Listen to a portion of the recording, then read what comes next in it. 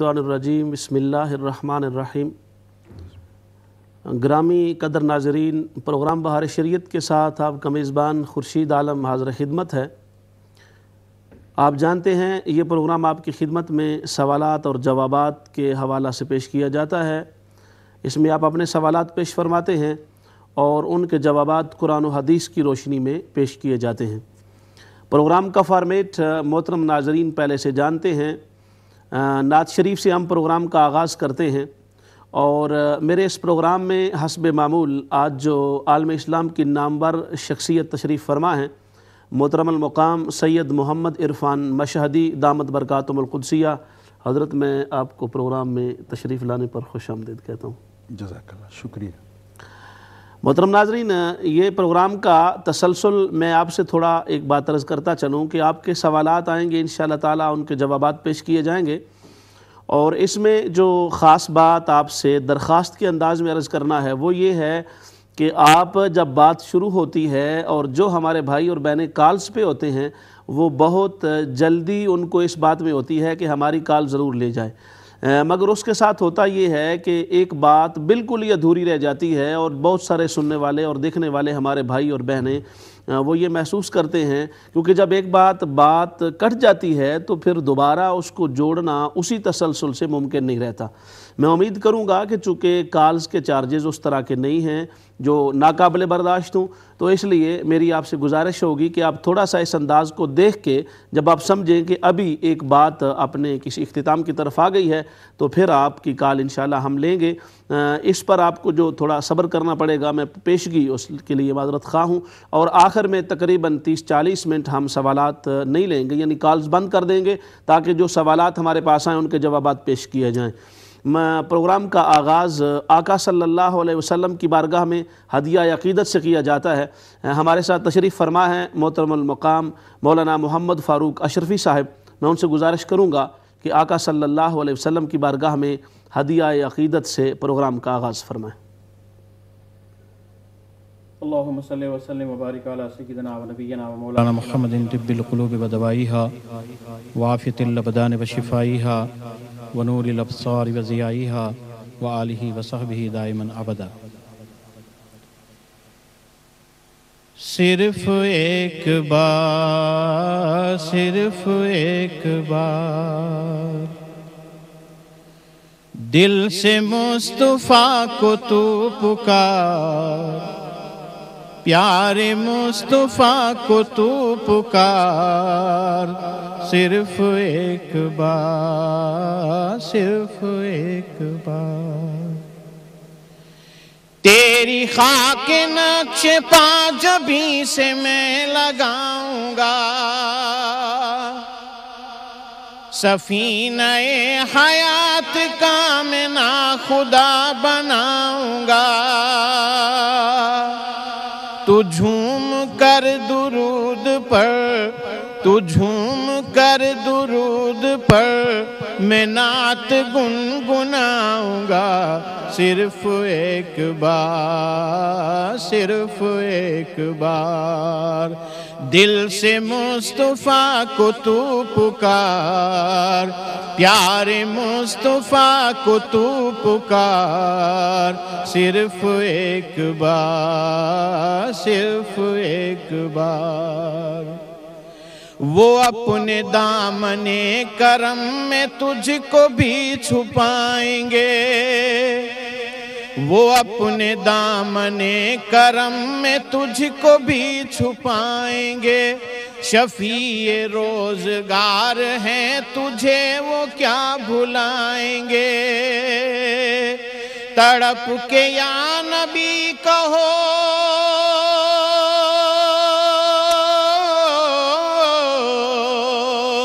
تڑپ کے یا نبی کہو، وہ رحمتیں لٹائیں گے۔ انہی کی بزم ناز ہے، انہی کی بزم ناز ہے، یقین ہے وہ آئیں گے، صرف ایک بار، صرف ایک بار دل سے مصطفیٰ کو تو پکار، پیارے مصطفیٰ کو تو پکار، صرف ایک بار، صرف ایک بار۔ توجہ چاہوں گا کہ ندائے مصطفیٰ پہ جن کو کہہ رہے ہیں بدعتی، ندائے مصطفیٰ پہ جن کو کہہ رہے ہیں بدعتی، وہ قادری ہے نقش بندی سہروردی جنتی، یہ چشتی نظامی، یہ چشتی نظامی اشرفی، یہ رضوی حشمتی، انہی کے سب غلام ہیں، انہی کے سب غلام ہیں، انہی کے ہیں یہ امتی، صرف ایک بار، صرف ایک بار دل سے مصطفیٰ کو تو پکار، پیارے مصطفیٰ کو تو پکار، صرف ایک بار، صرف ایک بار۔ اور گلاب رات رانی بیلا ہو یا ہو کوئی سمر، گلاب رات رانی بیلا ہو یا ہو کوئی سمر، ملک فلک چمک دمک یہ شمس اور یہ قمر، نبی کے نور سے بنے،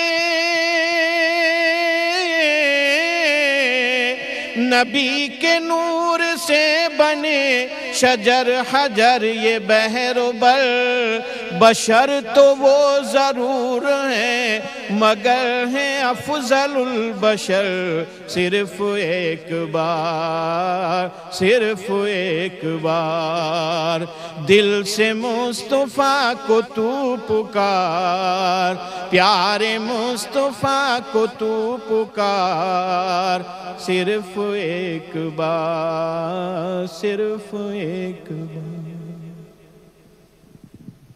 ماشاءاللہ، جزاک اللہ۔ محترم مولانا محمد فاروق اشرفی صاحب آپ کے سامنے آقا صلی اللہ علیہ وسلم کی بارگاہ میں ہدیہ عقیدت پیش کر رہے تھے۔ ناظرین گرامی قدر، ہم اپنے پروگرام کے معمول کے مطابق شروع میں ایک دو سوالات جو پچھلے پروگرام میں جن کو انٹرٹین نہیں کیا گیا ان کے حوالے سے گفتگو کریں گے، اور اس کے بعد پھر آپ کی کالز کا سلسلہ شروع ہوگا اور آپ کی کالز کی روشنی میں انشاءاللہ تعالی جوابات پیش کیے جائیں گے۔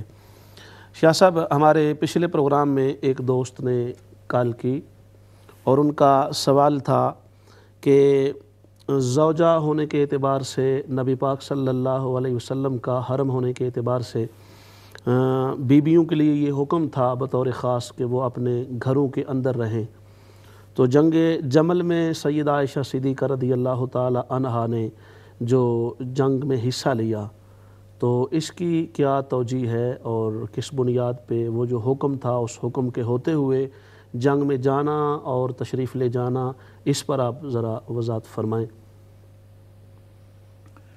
بسم اللہ الرحمن الرحیم۔ محترم علامہ خورشید عالم صابری صاحب، میں آپ کا شکریہ ادا کرتا ہوں کہ ایک مرتبہ پھر امہ چینل پر امت مسلمہ کے سامنے مسائل دینیہ کے بیان کا موقع ملا۔ آپ کے توسط سے سوالات بھی آ رہے ہیں۔ یہ بڑا اہم سوال ہے کہ امہات المومنین کو حکم ہے وَقَرْنَ فِي بُيُوتِكُنَّ وَلَا تَبَرَّجْنَ تَبَرُّجَ الْجَاهِلِيَّةِ الْأُولَىٰ۔ شاہ صاحب، معذرت کے ساتھ ایک کالر ہے۔ السلام علیکم۔ وعلیکم السلام ورحمۃ اللہ۔ جی فرمائیے۔ جی میں برمنگھم سے کنیز فاطمہ بات کر رہی ہوں۔ جی کنیز فاطمہ صاحبہ فرمائیے۔ یہ شاہ صاحب کی خدمت میں بھی السلام علیکم اور نعت خان بھائی کی خدمت میں بھی السلام علیکم۔ میرے دو سوال ہیں۔ جی میرا پہلا سوال یہ ہے کہ جمعے کے دن سورہ کاف پڑھنے کا بہترین وقت کون سا ہے، اور اگر کوئی سورہ کاف جمعے کے دن صبح نماز فجر کے بعد آدھی پڑھ لے اور بعد میں نماز ظہر کے بعد اس کو جی پورا کرے، تو کیا ایسا کرنا ٹھیک ہے؟ ثواب میں کمی تو نہیں آئے گی؟ جی. اور میرا دوسرا سوال یہ ہے کہ علماء فرماتے ہیں کہ امام جعفر اور امام ابو حنیفہ کے استاد تھے، تو اب میرا سوال یہ ہے کہ کیا یہ وہی امام جعفر ہیں جو شیعہ کے امام ہیں؟ تو اگر ایسا ہے تو پھر استاد اور شاگرد کے عقائد میں اتنا ڈفرینس کیوں ہے؟ جی ٹھیک ہے میری بہن. ہاں انشاءاللہ تعالیٰ آپ کے سوال کا جواب پیش کریں گے ضرور. شاہ صاحب کی خدمت میں. شاہ صاحب آپ نے سوال تو سماعت فرما لیا اور یقیناً جی انشاءاللہ العزیز میں ابھی پہلے سوال پر کچھ عرض کر لوں، پھر انشاءاللہ اس بہن کا جو سوال بلکہ سوالات ہیں دو سوال ہیں. تو میں یہ عرض کر رہا تھا کہ قرآن مقدس میں سورہ احزاب میں اللہ رب العزت جل وعلا فرماتا ہے وَقَرْنَ فِي بُيُوتِكُنَّ وَلَا تَبَرَّجْنَ تَبَرُّجَ الْجَاهِلِيَّةِ الْأُولَى، کہ ازواج مطہرات کو یہ حکم ہے کہ وہ اپنے گھروں میں ٹھہری رہیں اور جاہلیت کے زیب و زینت اس دور کی جو تھی، جیسا کہ جاہلیت میں عورتیں بے پردہ ہوتی تھی تو اس طرح اس زیب و زینت کو ظاہر نہ کریں. قرن فی بیوتکن کی یہ تقریر خود بتا رہی ہے کہ ایسا نکلنا جو زیب و زینت کو ظاہر کرنے کے لیے ہو، بے پردگی کے لیے ہو، وہ منع ہے. اب ام المومنین حضرت عائشہ صدیقہ کے بارے میں جو سوال ہے، پہلی بات تو یہ ہے کہ آپ کسی بھی قتال کے لیے نہیں نکلی تھی، آپ تو حج پر گئی ہوئی تھی. یہ سفر آپ کا کسی قتال کے لیے نہیں تھا، آپ حج پر گئی ہوئی تھی. اور حضرت زبیر بن عوام اور حضرت طلحہ بن عبید اللہ رضی اللہ عنہما جو عشرہ مبشرین میں سے ہیں وہ آپ کے ساتھ تھے. جب آپ کو یہ خبر پہنچی کہ حضرت مولا پاک علی المرتضیٰ شیر خدا کرم اللہ تعالی وجہ الکریم اور حضرت سیدنا امیر معاویہ رضی اللہ تعالیٰ عنہ کے درمیان جنگ چھڑ گئی ہے، تو حضرت عائشہ صدیقہ نے مشورہ کیا ان دو عشرہ مبشرین سے جو سید عالم صلی اللہ علیہ وسلم کے قریبی عزیز بھی تھے. تو ان سے یہ مشورہ کیا کہ کون سا ایسا گروہ ہے جو معاویہ و علی دونوں پر اثر انداز ہو اور ان میں اصلاح کرے. تو اللہ رب العزت جل وعلا کا قرآن مقدس میں یہ اعلان ہے انما المؤمنون اخوۃ فاصلحوا بین اخویکم. جس خدا کا یہ فرمان ہے قرن فی بیوتکن، اسی کا یہ ارشاد ہے انما المؤمنون اخوۃ فاصلحوا بین اخویکم، کہ مومن آپس میں بھائی بھائی ہیں. اگر ان کے درمیان کوئی اختلاف ہو جائے یا خطرہ ہو اختلافات کے بڑھنے کا، یہ جنگ پر چھڑنے کا، تو اصلحوا بین اخویکم، دو بھائیوں کے درمیان صلح کرا دو. اچھا، اس وقت حضرت عائشہ صدیقہ جو فقیہ امت ہیں، مجتہدہ امت ہیں اور صدیقہ کائنات ہیں اور تمام مومنین کی ماں ہیں، النبی اولیٰ بالمومنین من انفسہم وازواجہ امہاتہم، کہ نبی مومنوں کی جانوں سے بھی زیادہ قریب ہے اور جو ان کی بیویاں ہیں وہ ان مومنین کی مائیں ہیں. اچھا، اب ماں کو یہ سوچنا ہے کہ دو بیٹے لڑ پڑے ہیں، تو ماں سے زیادہ صلح کرانے کی حقدار کون تھی؟ یعنی اس طرف بھی غور فرمایا جائے کہ حضرت عائشہ صدیقہ کو لشکر لے کر وہاں نہیں اتری، نہ انہوں نے جنگ کے لیے وہاں گئی ہیں، وہ دو لشکروں کے درمیان صلح کرانے کے لیے گئی ہیں.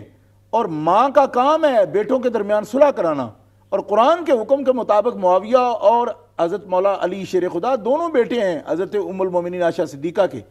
تو آپ اصلاح کی غرض سے مکہ مکرمہ سے واپسی پر، یعنی مدینہ منورہ سے اپنے گھر سے اس لیے نہیں نکلی کہ وہ کسی قتال پر جا رہی ہیں، وہ تو سفر حج پر تھیں، اور وہاں سے واپسی پر وہ صحابہ کی مشاورت کے ساتھ اس قرآنی حکم کے مطابق کہ ان دونوں بھائیوں کے درمیان صلح کرانی ہے، تو آپ جو ہے وہاں پہنچی ہیں. اور پھر اس جنگ کا نام جمل کیوں پڑ گیا؟ اس وجہ سے کہ آپ جس اونٹنی پر سوار تھے، جس طرف سے لشکر میں دوسرے مقابل لشکر میں آپ داخل ہوئی، اتفاق یہ ہے کہ وہ لشکر وہ تھا جو حضرت مولا علی کے مقابل آیا ہوا تھا، اس طرف سے آپ صحابہ کے مختصر قافلے کے ساتھ آپ اس طرف سے لشکر میں داخل ہو گئے. جس وقت لشکر میں آپ داخل ہوئی تو ان کا حوصلہ بڑھ گیا، ان کو یہ خیال آیا ام المومنین بھی ہمارے ساتھ ہیں، اس وجہ سے یہ زیادہ شدت کے ساتھ لڑنے لگے. اور حضرت مولا علی شیر خدا کرم اللہ تعالی وجہ الکریم کے ساتھیوں نے یہ بتایا کہ ان میں تو بڑی شدت اور بہادری آ گئی ہے، تو حضرت نے یہ فرمایا اس کی سبب دریافت کرو. سبب یہ معلوم ہوا کہ حضرت عائشہ صدیقہ کی اونٹنی جو ہے جس پر وہ سوار ہیں وہ اس لشکر کی طرف سے داخل ہوئی ہے. ان میں جوش و خروش پیدا ہو گیا کہ ماں تو ہمارے ساتھ ہے. تو آپ نے فرمایا کسی طرح ان کا جو ہے نا ہودج وہ نیچے جانا چاہیے, یعنی اس کی کونچیں جو ہیں وہ کاٹ دی جائیں اونٹنی کی, تاکہ بیٹھ جائے اور آپ نظر نہ آئیں, تاکہ یہ شور غوغا دب جائے. بات سمجھنے کا تو موقع ملے کہ ام المومنین کس طرح قتال کے لیے نکل آئی ہیں. یہ ہے اس سارے واقعہ کی حقیقت. اور اس میں عشرہ مبشرین آپ کے ساتھ تھے, اور وہ ساتھ تھے حضرت زبیر بن عوام, جن کے لیے حضرت مولا علی رضی اللہ تعالیٰ عنہ نے, جب وہ زبیر بن عوام بھی اسی غلط فہمی کے دوران ان کو بھی شہید کر دیا گیا. اور طلحہ بن عبید اللہ جو رسول اللہ صلی اللہ تعالی وسلم کے وہ صحابی ہیں کہ احد کے میدان میں جن پر اتنے 70 حملے ہوئے, تلوار کے ہاتھ بھی ان کا شل ہو گیا نبی پاک علیہ السلام کے دفاع میں, وہ بھی اس میں شہید ہوئے. اور حضرت زبیر بن عوام رضی اللہ تعالیٰ عنہ کا قاتل حضرت مولا علی شیر خدا کے پاس جب گیا تو حضرت مولا علی نے فرمایا, اس نے کہا میں نے تو زبیر کو مار دیا. تو حضرت مولا علی شیر خدا نے فرمایا کہ تمہیں جہنم کی خوشخبری ہو, تم جہنمی ہو.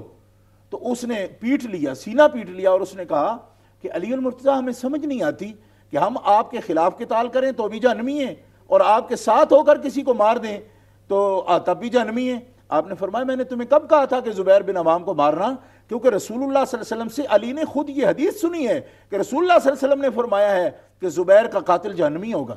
تو آپ نے فرمایا جاؤ میں تمہیں بشارت دیتا ہوں, خوشخبری دیتا ہوں جہنم کی کہ تم جہنمی ہو. اس سے یہ معلوم ہوا کہ حضرت عائشہ صدیقہ کا نکلنا ایک تو قتال کے لیے نہیں تھا, آپ کا یہاں تشریف لانا یہ قتال کے لیے نہیں تھا, اصلاح کے لیے تھا.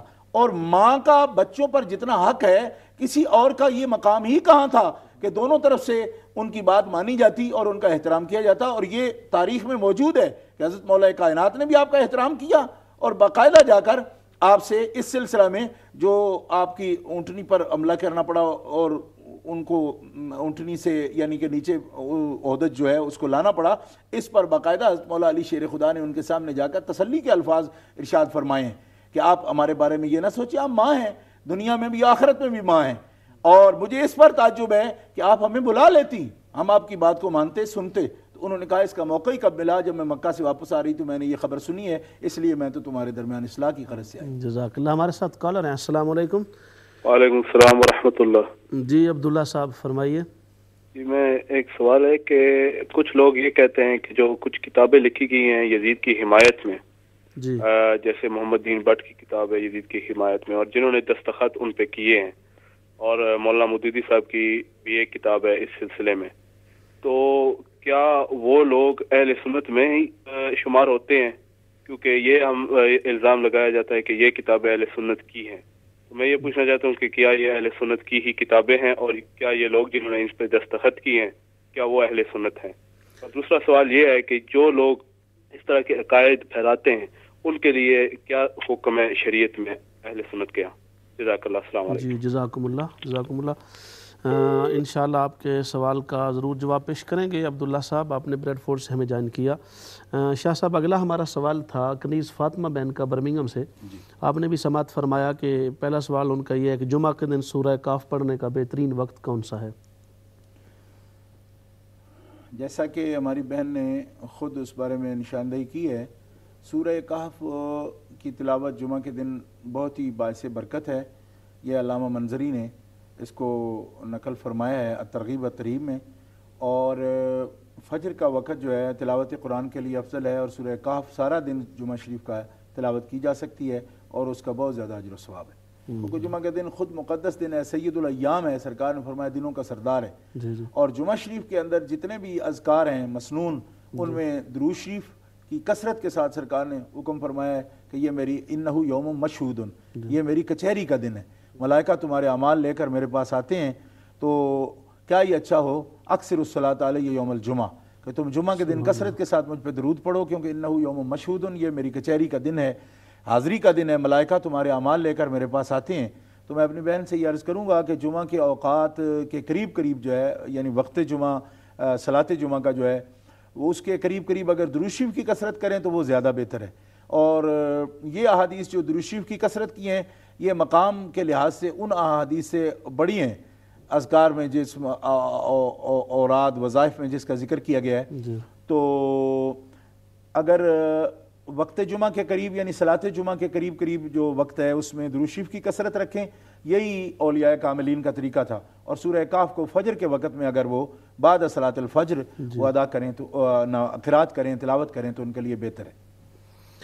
دوسرا شاہ صاحب ان کا سوال یہ تھا کہ علماء کرام میں سے وہ خیر ہماری بین علماء آئمہ میں سے امام اعظم ابو حنیفہ سمیت رحمۃ اللہ تعالیٰ علیہ امام جعفر صادق رحمۃ اللہ علیہ کے شاگرد ہیں، تو اگر یہ دونوں استاذ اور شاگرد ہیں تو ان کے کہنے کے مطابق ان میں اتنا اختلاف کیوں ہے، یا واقعی وہ اختلاف ہے یا آج کے دور میں یہ بتایا جاتا ہے کہ اختلاف ہے؟ یہ ہماری بہن نے بہت ہی اہم سوال کیا ہے. حضرت امام جعفر صادق رضی اللہ تعالیٰ عنہ ائمہ اہل بیت میں سے ہیں، اور علم کے، عمل کے، ولایت کے اور معرفت کے وہ اپنے وقت میں شہنشاہ تھے. اور حضرت امام محمد باقر جن کو علم الہدا جن کا لقب ہے، امام زین العابدین رضی اللہ تعالیٰ عنہ کے وہ بیٹے ہیں، اور امام حسین علی مقام رضی اللہ تعالیٰ عنہ آپ کے وہ پوتے ہیں، ان کے یہ بیٹے ہیں. اور حضرت امیر المومنین و امام المسلمین سیدنا صدیق اکبر رضی اللہ تعالیٰ عنہ کے نواسے حضرت قاسم بن ابی بکر کی بیٹی ان کی ماں ہے، حضرت امام جعفر صادق کی. قاسم بن محمد بن ابی بکر کی بیٹی وہ ان کی ماں ہے. امام محمد باقر ان کے داماد تھے. حضرت ابو بکر صدیق کے پوتے محمد حضرت ماں ہے، اور امام محمد باقر عالم الہدا امام زین العابدین رضی اللہ تعالیٰ عنہ کے بیٹے وہ ان کے باپ ہیں. تو اتنی اعلیٰ نسبتوں کے یہ حامل ہیں، اور ائمہ اہل بیت میں علم میں، فقہ میں، بصیرت میں ان کا بلند ترین مقام ہے. اور یہ بالکل سنی لٹریچر میں یہ بات بڑے یعنی شہرت کے ساتھ لکھی پڑھی جاتی ہے، بیان بھی کی جاتی ہے کہ حضرت امام اعظم ابو حنیفہ نعمان بن ثابت رضی اللہ تعالیٰ عنہ جو امام الائمہ ہیں فقہاء کے درمیان، آپ نے اپنی حیات مبارکہ میں حضرت امام محمد باقر عالم الہدا ابن امام زین العابدین ان کی زیارت کا شرف بھی حاصل کیا ہے مکہ مکرمہ میں. اور ان کے دریافت فرمانے پر، پوچھنے پر آپ نے کئی ایک سوالات کے جوابات بھی دیے ہیں. وقت چونکہ مختصر ہوتا ہے، ورنہ وہ بڑے ہی دلچسپ علمی سوالات ہیں جن کے جوابات آپ نے دیے ہیں. مگر میں اپنے جو سننے والے ہیں، دیکھنے والے ہیں، ان سے معذرت کے ساتھ کہ وہ چونکہ ایک بہت ہی طویل سلسلہ بھی ہے اور بڑا دلچسپ بھی ہے، تو اس پر وقت لگے گا، اس لیے معذرت چاہتا ہوں. امام محمد باقر عالم الہدا کی آپ نے زیارت فرمائی، اور حضرت امام جعفر صادق رضی اللہ تعالی عنہ کے پاس آپ مشہور قول کے مطابق 2 سال تک آپ نے اکتساب علم کیا. لیکن ہماری کتابوں میں سیرت، جو بزرگوں کی سیرت کی کتابیں ہیں، مشہور سیر اعلام النبلاء وغیرہ دیگر کتابیں، ان کے اندر یہ بات موجود ہے کہ اس سے بھی زیادہ چھوٹی عمر سے حضرت امام جعفر صادق رضی اللہ تعالیٰ عنہ کی صحبت میں رہے اور اکتساب علم اور اکتساب نور فرماتے رہے. اور علوم اہل بیت خاص طور پر وہ ان کے معارف جو ہیں وہ حضرت امام اعظم ابو حنیفہ نے اپنا سینہ ان سے منور کیا ہے. اب یہ سوال کا آخری حصہ جو ہماری بہن کنیز فاطمہ نے پوچھا وہ یہ تھا کہ اگر وہ ان کے شاگرد ہیں تو ان کے درمیان اختلاف کیوں ہے. یہ بڑا دلچسپ سوال ہے اس پہلو سے کہ ان کے درمیان عقائد میں اور فقہ میں من کل الوجوہ اتفاق ہے. بلکہ میں یہ بات علی وجہ البصیرہ آپ کے سامنے کہنا چاہتا ہوں کہ امام جعفر صادق رضی اللہ تعالیٰ عنہ کی فقہ، یعنی ان کی وہ بصیرت، وہ سمجھ جس سے وہ کہ قرآن و سنت اور اجماع امت اور قیاس مجتہدین سے مسائل کو اخذ کرتے تھے، اور وہ احکام جو اخذ ہو جائیں اسی کا نام فقہ ہے. الفقہ احکام بالشرعیت الفرعیت المکتسب عن الدلۃ التفصیلیہ، یعنی فقہ کی تو تعریف ہی یہ ہے کہ جو دلائل سے مکتسب احکام ہیں ان کے علم کا نام فقہ ہے. تو یہ جو حضرت امام جعفر صادق رضی اللہ تعالی عنہ کی فقہ ہے اس کے مرتب ہی امام اعظم ابو حنیفہ ہیں. اور فقہ حنفی اصل میں جو علوم اہل بیت ہیں اور امام جعفر صادق کے علوم ہیں وہ تمام کے تمام فقہ حنفی میں موجود ہیں. یعنی حضرت امام جعفر صادق رضی اللہ تعالیٰ عنہ کی فقہ مرتب کرنے والے اگر کوئی لوگ ایک نام اس کا رکھتے ہیں تو قطعاً غلط ہے. امام جعفر صادق سے نہ ان کی ملاقات ہے نہ ہی آپ کے دور میں کسی نے ان کی فقہ کو مرتب کیا ہے. یہ ان کے دور میں جو لوگ اپنے آپ کو ان کے نام سے منسوب کرتے ہیں وہ فقہ بعد میں گھڑی ہوئی فقہ ہے جو انہوں نے ان کی طرف منسوب کر دی ہے.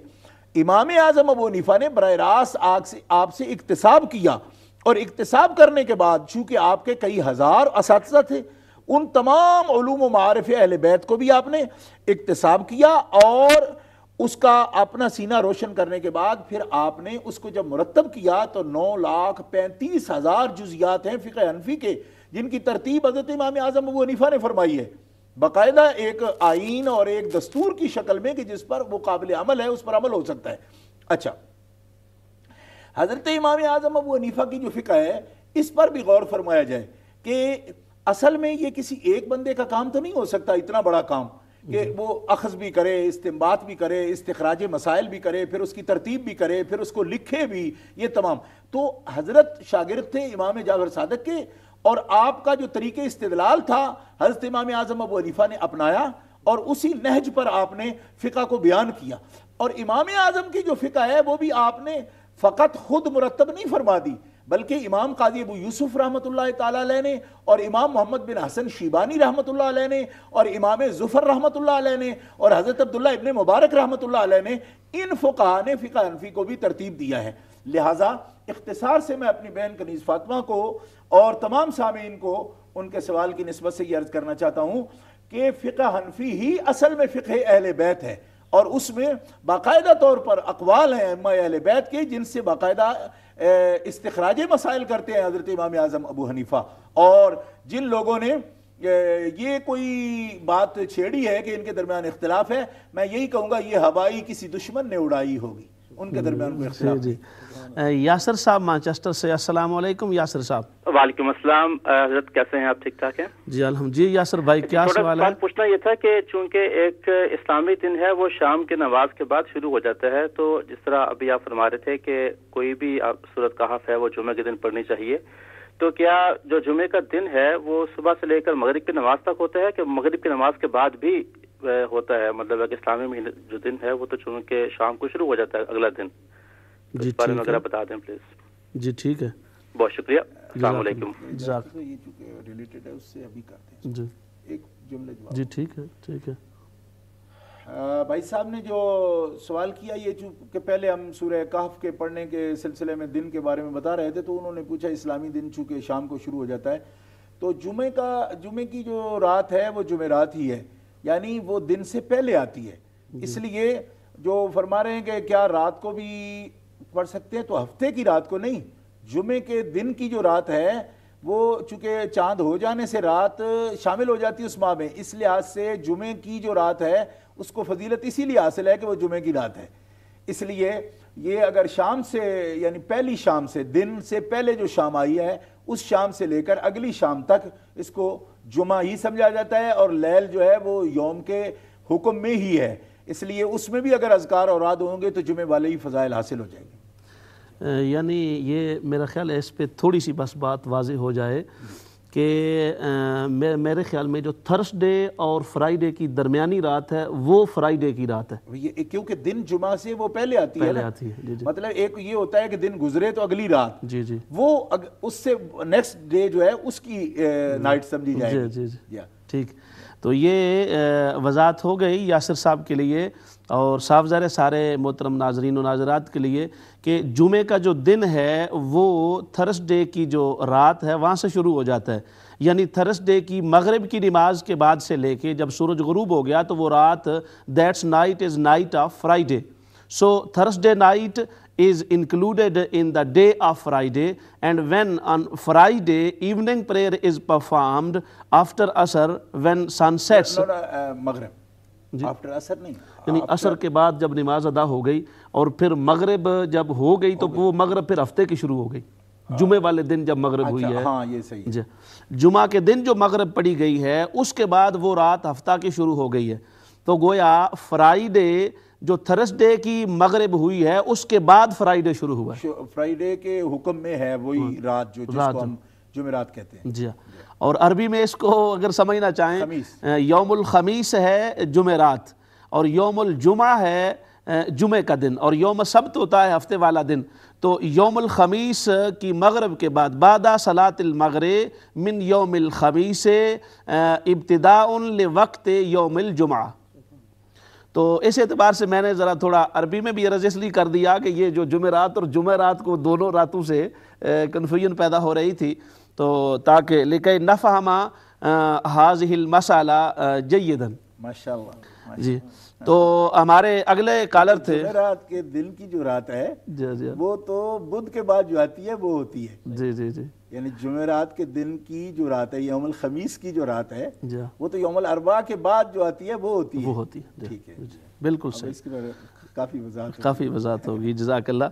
تو اس کے بعد ہمارا اگلا سوال تھا عبداللہ صاحب نے بریڈ فورڈ سے کیا اور یہ میں سمجھتا ہوں شاہ صاحب بڑا اہم سوال ہے یہ بھی اور یہ اکثر ہمارے ناظرین و ناظرات کو اور صاف ظاہر ہے یہ ایک کمپلیکیٹڈ سوال ہے اور وہ یہ ہے کہ وہ لوگ جو یزید کی حمایت میں لکھتے ہیں اور یزید کو امیر المومنین ثابت کرنا چاہتے ہیں یا اس کے نام کے ساتھ کوئی متبرک الفاظ لگانا چاہتے ہیں دعائیہ کلمات کہنا چاہتے ہیں اس کو رضی اللہ عنہ کے الفاظ کے ساتھ کرنا چاہتے ہیں یا اس کے بارے میں اتنا نرم گوشہ رکھتے ہیں کہ اس کو حضرت نام ساتھ لگا دیتے ہیں. صاحب ذرا ایک حضرت بھی عام معروف معنی میں اچھے تو اس اعتبار سے جیسا کہ انہوں نے کچھ لوگوں کا نام بھی لیا اور اس پر پھر کچھ علماء اہل سنت کی تقاریض بھی آ جاتی ہیں تو کیا ان کتابوں کو یہ سمجھنا چاہیے کہ وہ اہل سنت کی ہیں یا ان کے بارے میں آپ کیا وضاحت فرمانا پسند کریں گے؟ ہمارے عزیز عبداللہ کا سوال بڑا جو ہے اہم سوال ہے. یہ بات ایسی ہے کہ جس سے لوگوں کو اہل سنہ والجماعہ کے خلاف پروپیگنڈا کا بڑا موقع ملتا ہے. شاہ صاحب بات شروع کرنے سے پہلے کالر ہیں اگر لے لیجیے تو. السلام علیکم امیر قادری صاحب. وعلیکم السلام ورحمۃ اللہ وبرکاتہ. جی امیر قادری صاحب فرمائیے. جی میں گریس یونان سے بول رہا ہوں. جی ماشاءاللہ بڑی خوشی ہوئی ہے اس پروگرام کی اور قبلہ شاہ صاحب ہمارے بہت ہی اچھے عالم دین ہیں. اس وقت اہل سنت و جماعت میں بلا شبہ علماء میں ایک آپ کا مقام ہے. میرا سوال یہ تھا کہ یہاں پر پاکستان میں بھی اور یورپ میں بھی ایک بات جو اب چلائی جا رہی ہے جی اب وقت کا تقاضا یہ ہے کہ سب کے ساتھ مل جل کر رہنا چاہیے. جی کوئی مطلب کہ یہ کوئی شیعہ حضرات ہوں یا دیوبندی ہیں اہل حدیث ہیں غیر مقلد وغیرہ تو سب کے ساتھ جو ہے وہ مل جل کر رہنا چاہیے بھائی بھائی بن کے رہنا چاہیے صلح کلیت کے حوالے سے. تو قرآن و سنت کی روح سے اہل سنت و جماعت کے جو عقائد ہیں اجماعی امت جو ہے اس پر وہ کیا ہے یہ ذرا تفصیل کے ساتھ شاہ صاحب ارشاد فرما دیں. سبحان اللہ. اہل سنت و جماعت حنفی ہیں شافعی مالکی حنبلی کوئی ہوں تو اجماعی امت کیا ہے اور عین قرآن و سنت کے مطابق ہمیں کس طرح رہنا چاہیے. اللہ تبارک و تعالیٰ آپ کا سایہ ہمارے سروں پر جزاکم اللہ محترم امیر قادری صاحب. اللہ پاک آپ کے جذبات کو سلامت بھی رکھے اور انشاءاللہ تعالیٰ آپ کے سوال کا جواب ضرور پیش کیا جائے گا.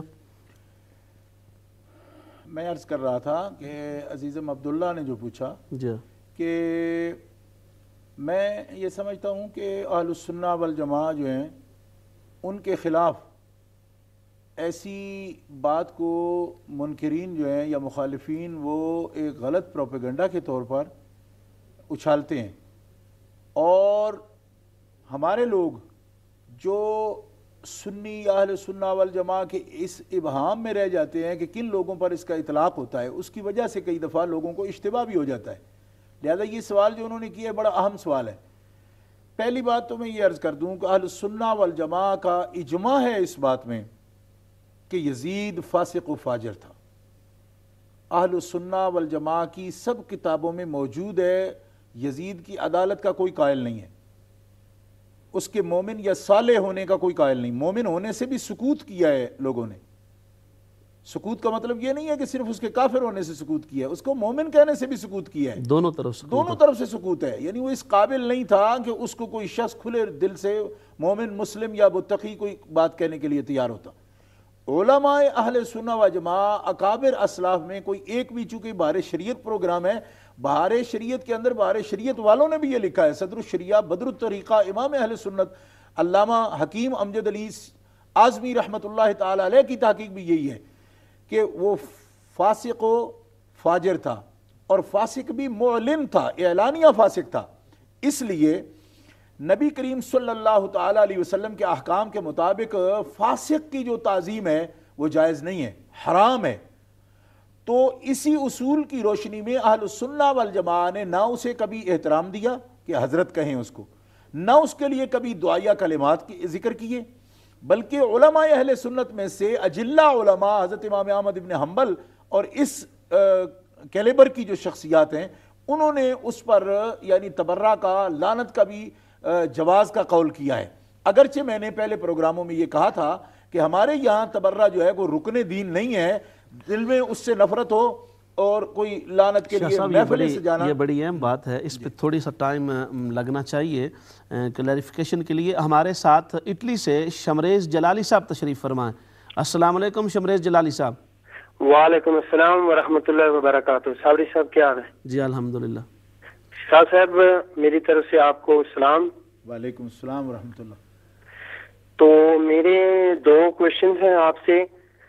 پہلا تو یہ ہے کہ ہمارے ایک عالم دین ہے، انہوں نے سرکار دو عالم صلی اللہ علیہ وآلہ وسلم کی جو 40 سالہ حیات مبارکہ ہے اس کی نبوت کا انکار کیا ہے. تو آپ اس پر دلیل سے اس کا جواب دیں. تو دوسرا ہے کہ مودودی صاحب ہیں، انہوں نے کہا ہے کہ نبی کبھی حالت نبوت رسالت میں ہوتے ہیں، کبھی حالت بشریت میں ہوتے ہیں. تو اس کی سمجھ یہ انہیں کس آلے سے یا کس چیز سے وہ سمجھے کہ کیا کبھی وہ حالت بشریت میں ہوتے ہیں تو کبھی وہ حالت نبوت میں ہوتے ہیں، یہ بھی آپ سمجھائیں. بس میرا یہی کوشچن ہے. جزاک اللہ شمریز صاحب، آپ نے اٹلی سے ہمیں جوائن کیا، شکریہ. انشاءاللہ تعالی وقت پر آپ کے سوال کا جواب ضرور پیش کیا جائے گا.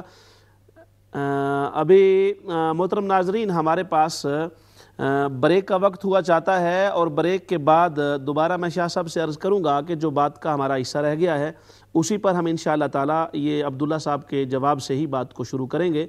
تو اجازت دیجئے ایک وقفہ کے لیے، ملتے ہیں اس بریک کے بعد.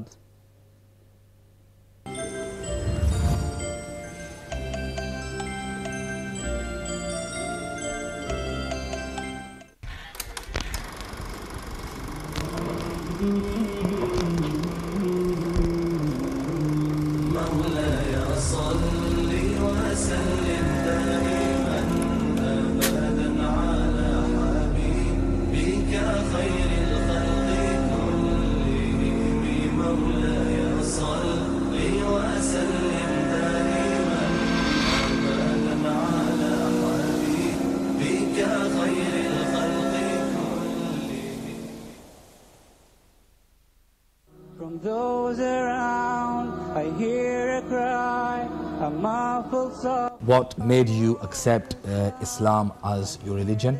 I've been researching it for about 2 years, like looking into different aspects of it, and it's like the only religion that I believe is right. And I could give my consent to it, so I'm happy for him. Very good.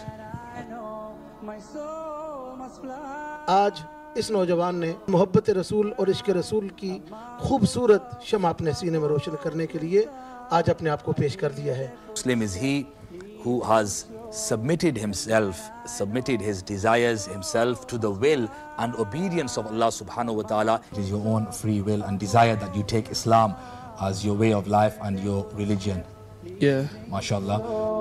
And then I know my soul must fly.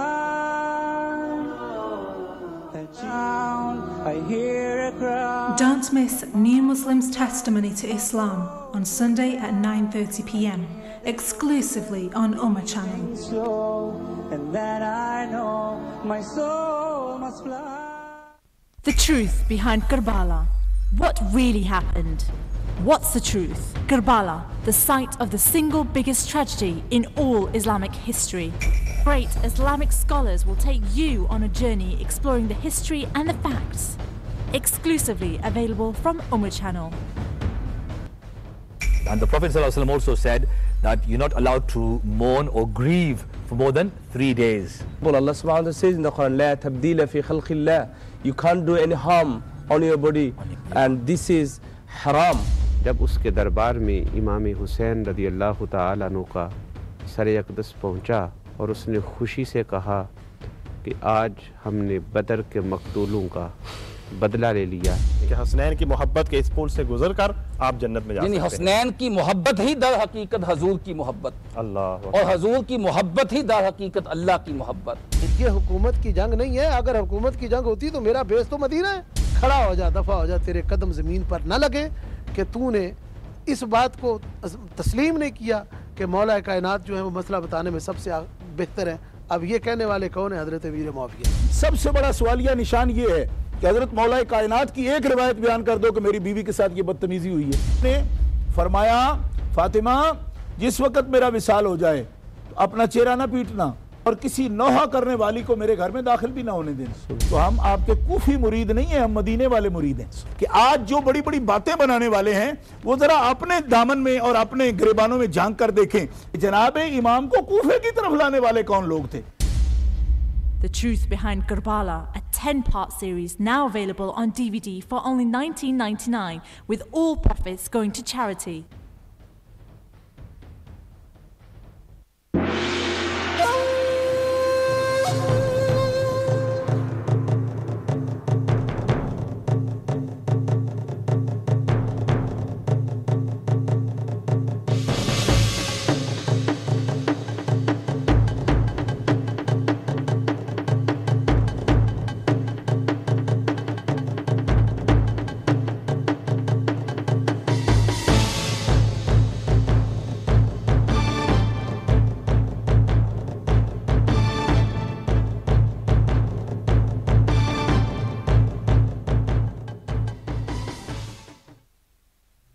Have you suffered an injury in the last 3 years that wasn't your fault? If so, you may be entitled to compensation. Have you entered into a loan or credit card agreement in the last 6 years? It may be unenforceable and written off. Have you been missold PPI with your bank loan? You may be entitled to a refund. MRH Solicitors have over 10 years experience helping our clients get the results that they deserve. For fast, friendly and professional legal advice, contact our solicitors today on 01204 535 333 or visit us online at mrhsolicitors.co.uk. It is now at the highest it has ever been. Those are Bradford's leaders in scrap gold buyers. We earn cash and also maximum price is paid for all your old unwanted jewellery. There is a large selection of rings, barlian, bangle sets and gooding. There are also discounts on complete bridal jewellery. Visit us in Bradford on Great Horton Road and also Oak Lane and see what we can offer. Jewels, guaranteed to beat any quotes. Road traffic accident, slip or trip, accident at work. Have you been subject to any of these in the last 3 years? If so, call us now, and if successful, you will receive 100% of your compensation, as well as the use of a free courtesy car. Phone free on 0800 612 4839 or visit us at www.rta-claimshelpline.com and see if you're entitled to a referral of up to £500. RTA. There's no pain when we handle your claim.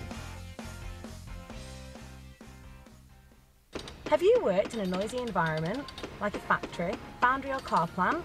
Been exposed to loud levels of noise? If so, you may be able to make a claim for compensation. At Hearing Assist, we help people who have lost their hearing because of working in a noisy environment. We have a nationwide specialist panel of solicitors who can handle your claim on a no-win, no-fee basis and get you 100% compensation. If you would like a free, no-obligation hearing test to be carried out at home by our expert panel of audiologists, then call us on 0800 731 6360 or visit our website at www.hearingassist.co.uk. Birchfield Solicitors are a well-established, experienced and leading Asian law firm.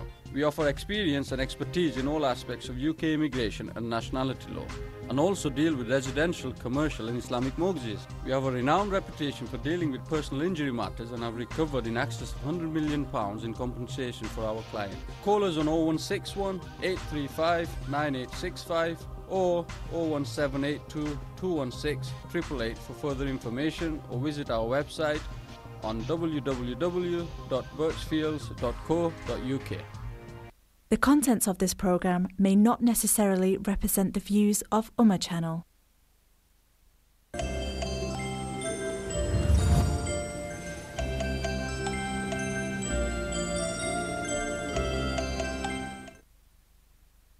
बिस्मिल्लाहिर्रहमानिर्रहीम। Welcome back मोहतरम नाज़रीन और नाज़रात। Programme बहार शरीयत में वक्फ़ा के बाद खुर्शीद आलम आपका मेज़बान दोबारा आपकी खिदमत में हाज़िर है। प्रोग्राम के फॉर्मेट के मुताबिक आप सवालात पेश करते हैं और उनके जवाबात कुरान और हदीस की रोशनी में पेश किए जाते हैं। मोहतरम नाज़रीन नाज़रात, ये बात अब तक मैं साथ साथ अर्ज़ करता चलूँ कि आप सवालात अपने पेश कर सकते हैं और यकीनन आपके तमाम सवालात के हम जवाब अर्ज़ करते हैं। हमारा जो साथ ईमेल एड्रेस आता है उस पर आप अपनी फ़ीडबैक से भी ज़रूर नवाजा करें। आपकी आरा, तजावीज़ और ओपिनियन से हमें प्रोग्राम को मज़ीद बेहतर बनाने में मदद मिलती है। सिर्फ़ ये है कि हम अल्हम्दुलिल्लाह ये हमें इस बात पे फ़ख्र है कि हम आपको मोहतरम नाज़रीन की खिदमत में हाज़िर होकर आपके तमाम सवालात को लेते हैं और ऐसा नहीं करते कि बस एक मौजू पे बैठ के सिर्फ़ अपनी बात सुनाई और आप लोगों की बात ना सुनी, मगर इसमें आप इतनी मेहरबानी ज़रूर फरमाएंगे कि ये जो उम्मा चैनल ने एक सहूलत दी है उसको अच्छे अंदाज से आप बड़े मोहब्बत भरे अंदाज में अपने सवालात लेके आएँ। सवालात जैसे भी हों, मगर उसमें ये बात ज़रूरी है कि आप एक जो अंदाज़ है और उसका जो क्राइटेरियन है उसको मद्देनज़र ज़रूर रखना चाहिए। उम्मीद है कि आप इस बात पर गौर करते हुए अपने सवालात के साथ तशरीफ़ लाएँगे। शाह साहब, आप बात फरमा रहे थे, अब्दुल्ला साहब का सवाल था कि यजीद की हिमायत में लिखा जाने वाले लिटरेचर से अहले सुन्नत का कोई ताल्लुक़ नहीं है, ये बात आपकी जारी थी। मैं यही वजाहत कर रहा था कि इसमें बाज़ लोग जो इसमें फ़रीक़ मुखालिफ है वो इसका नाजायज़ फ़ायदा उठाता है कि उसको अहलुस सुन्ना वल जमा के ज़िम्मे कर दिया कि अहलुस सुन्ना वल जमा यजीद को रज़ी अल्लाह अन्हु कह रहे हैं, यजीद को लानत मलामत नहीं करते, यजीद को बुरा भला कहने से रोक रहे हैं। अहलुस सुन्ना वल जमा न रोकते हैं, ना यजीद की हिमायत में कोई किताब लिखी है। मैं दावा से ये बात कह रहा हूँ कि अहलुस सुन्ना वल जमा हनफी उलमा में से जिन अकाबिर को या उलमा को अहलुस सुन्ना वल जमा अपने अकाबिर मानते हैं, उनमें से किसी एक फ़र्द ने भी ना यजीद की हिमायत की है, ना यजीद की हिमायत में कोई किताब लिखी है। अलबत्ता यजीद के हिमायती मौजूद हैं दुनिया में और वो मादूम नहीं है, कल उनका भी नहीं है कि लोगों को निशाना असल में मिलता नहीं तो वो इबहाम में पढ़ के अहले सुन्नत को कह देते हैं कि अहले सुन्नत ऐसा करते हैं। यजीदी जो हैं, जो लोग यजीद के खुल्ला हामी हैं, जिन्होंने यजीद के हक़ में किताबें लिखी हैं, मैं उनके नाम गिनवा देता हूँ ताकि आपको समझ आ जाए सामीन और नाजरीन को इस बारे में। शाह साहब, नाम गिनवाने से पहले एक कॉलर हैं, हम माजरत के साथ। अस्सलाम वालेकुम। जी वालेकुम सलाम हजरत। जी जनाब, एक बड़ा सेंसिटिव मौजू चल रहा है। वैसे माशाल्लाह प्रोग्राम बहुत अच्छा है और शाह साहब की जो इल्मी काबिलियत है उससे तो किसी को इनकार नहीं है, तो इसलिए। जी, कौन बोल रहा है मेरे भाई? जी, मेरा नाम ताहिर है, बरले से बोल रहा हूँ मैं। ताहिर साहब कहाँ से? बरले से। जी ताहिर साहब, तो शाह साहब से एक सवाल करना था। अगरचे ये पहले गुजारिश किया कि मौजू इतना हसास है कि ईमान का खतरा होता है, जरा से भी इंसान इधर उधर हो जाए, लेकिन बहरहाल एक ज़हन में सवाल उभर रहा है, तो मैंने कहा शाह साहब से पूछ लेते हैं जी कि इसमें अल्हम्दुलिल्लाह मेरे अपने ईमान के मुताबिक जरा बराबर भी शुबा नहीं है यजीद के फासिक फाजिर होने में, लेकिन एक सवाल उसके मुतालिक ज़हन में उठ रहा है, तो वो मैं जी सवाल फरमाइए। जी, सवाल ये है कि हजरत बायजीद बुस्तामी रहमतुल्लाह अलैह बहुत बड़े अल्लाह के वली गुजरे हैं जी, तो उनके मेरे ख्याल में मेरा इल्म बहुत कम है उनके बारे में, लेकिन उनके बारे में तज़किरतुल औलिया में जो लिखा गया है तो वही अगर पढ़ लें तो काफ़ी है, उनकी विलायत साबित करने के लिए काफ़ी है। तो हजरत उन्होंने अपना नाम बायजीद बुस्तामी क्यों, यजीद क्यों नहीं चेंज किया, यानी कि ये कुनियत जो रखी थी बायजीद या अबा यजीद या बू यजीद, तो इतने बड़े एक अल्लाह के वली ने ये अपना नाम क्यों नहीं हटाया, ये सवाल है मेरा आपसे। जी ठीक। جزاک اللہ خیر. ٹھیک ہے جزاک اللہ. میں سمجھتا ہوں شاہ صاحب یہ سوال بھی اس کے ساتھ ملتا ہی ہے, اب ساتھ ہی ابھی وہ بات ختم نہیں ہوئی. اصل میں وہ بڑا معقول سوال تھا اور بڑا بات کرنے والا, اور اس پر ہمارے فریق مخالف نے تقریباً 3 گھنٹے پورے لگائے ہیں یزید کی مذمت کرتے ہوئے اہل سنہ والجماعہ کو مورد طعن بنایا ہے.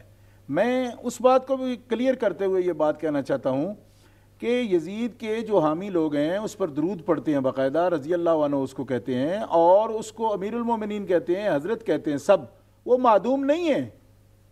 یہ جو فضا میں تیر چلائے جا رہے ہیں اس کی ضرورت نہیں ہے, لیکن میں یہ سمجھتا ہوں کہ شاید ان کا مقابلہ کرنے کی لوگوں میں ہمت نہیں ہے, سامنا نہیں ان کا کر سکتے. کیوں کہ جس بھونڈے انداز سے تاریخی حوالے سے یہ لوگ باتیں کرتے ہیں, اسی طرح وہ بھی قرآن و سنت کو چھوڑ کر, اہل بیت اطہار کے مقامات جو قرآن و سنت نے بیان کی اس کو چھوڑ کر تاریخ کا جو کچرا ہے اس میں ہاتھ ڈالتے رہتے ہیں. وہ بھی جنہوں نے یہ کتابیں لکھی ہیں, تاریخ کا کچرا ایسا ہے کہ جس کے بارے میں جو کچھ آپ کو تلاش کرنا چاہے مل جائے گا. لہٰذا میں نشاندہی کرتا ہوں کہ قریباً یہ جو تقریباً 60-70 سال کا پچھلا عرصہ ہے, ایشیا کے اندر جو تحریک خارجیت کی ہے اس میں سب سے جو مؤثر لٹریچر آیا ہے سامنے اور باقاعدہ ایک ترتیب کے ساتھ انہوں نے چھاپا ہے, اس میں سب سے پہلا جو یزید کا پرزور حامی ہے وہ محمود احمد عباسی ہے کراچی, جس نے 2 کتابیں لکھی ہیں, خلافت معاویہ و یزید اور تحقیق مزید, اور مولوی عظیم الدین ہے, اور حکیم فیض عالم صدیقی ہے, اور شاہ بلیغ الدین ہے, اور اس کے ساتھ جو لوگ ان کی کتابوں پر تقاریز لکھتے ہیں, تصدیقات کرتے ہیں, وہ ہیں مولوی اسحاق سندیلوی ہے, جس کو دارالعلوم بنوری ٹاؤن کراچی سے فقط دشمنی اہل بیت کی پاداش میں نکالا گیا, وہاں ان کا صدر مدرس تھا, اور آج کل وہ انٹرنیٹ پر پتہ نہیں کیا کیا باتیں کر رہا ہے. ان لوگوں کا کوئی سر پاؤں نہیں ہے. تو اس نے امیر المومنین یزید نامی کتاب اس نے لکھی, اور رشید ابن رشید جو ہے یہ ابو یزید محمد بٹ جو لاہور سے کتاب جس نے لکھی, اور جس کتاب پر حکومت پاکستان نے governor Amir Muhammad Khan Nawab of Kala Bagh جب گورنر تھے مغربی پاکستان کے, تو انہوں نے اس کتاب کو بین کیا, رشید ابن رشید کو.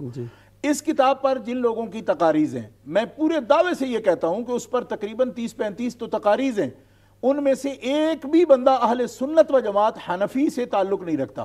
دعوے دار ہیں وہ حنفیت کے.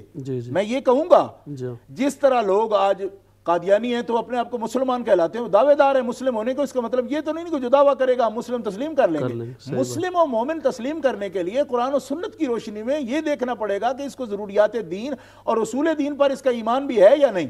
کھل مکھلا اصول دین کا انکار کرنے والا بندہ پھر دعویٰ کرے مسلم کا, اور ہم کہیں جو وہ دعویٰ کرتا ہے تو ہم کیسے اس کے خلاف بول سکتے ہیں.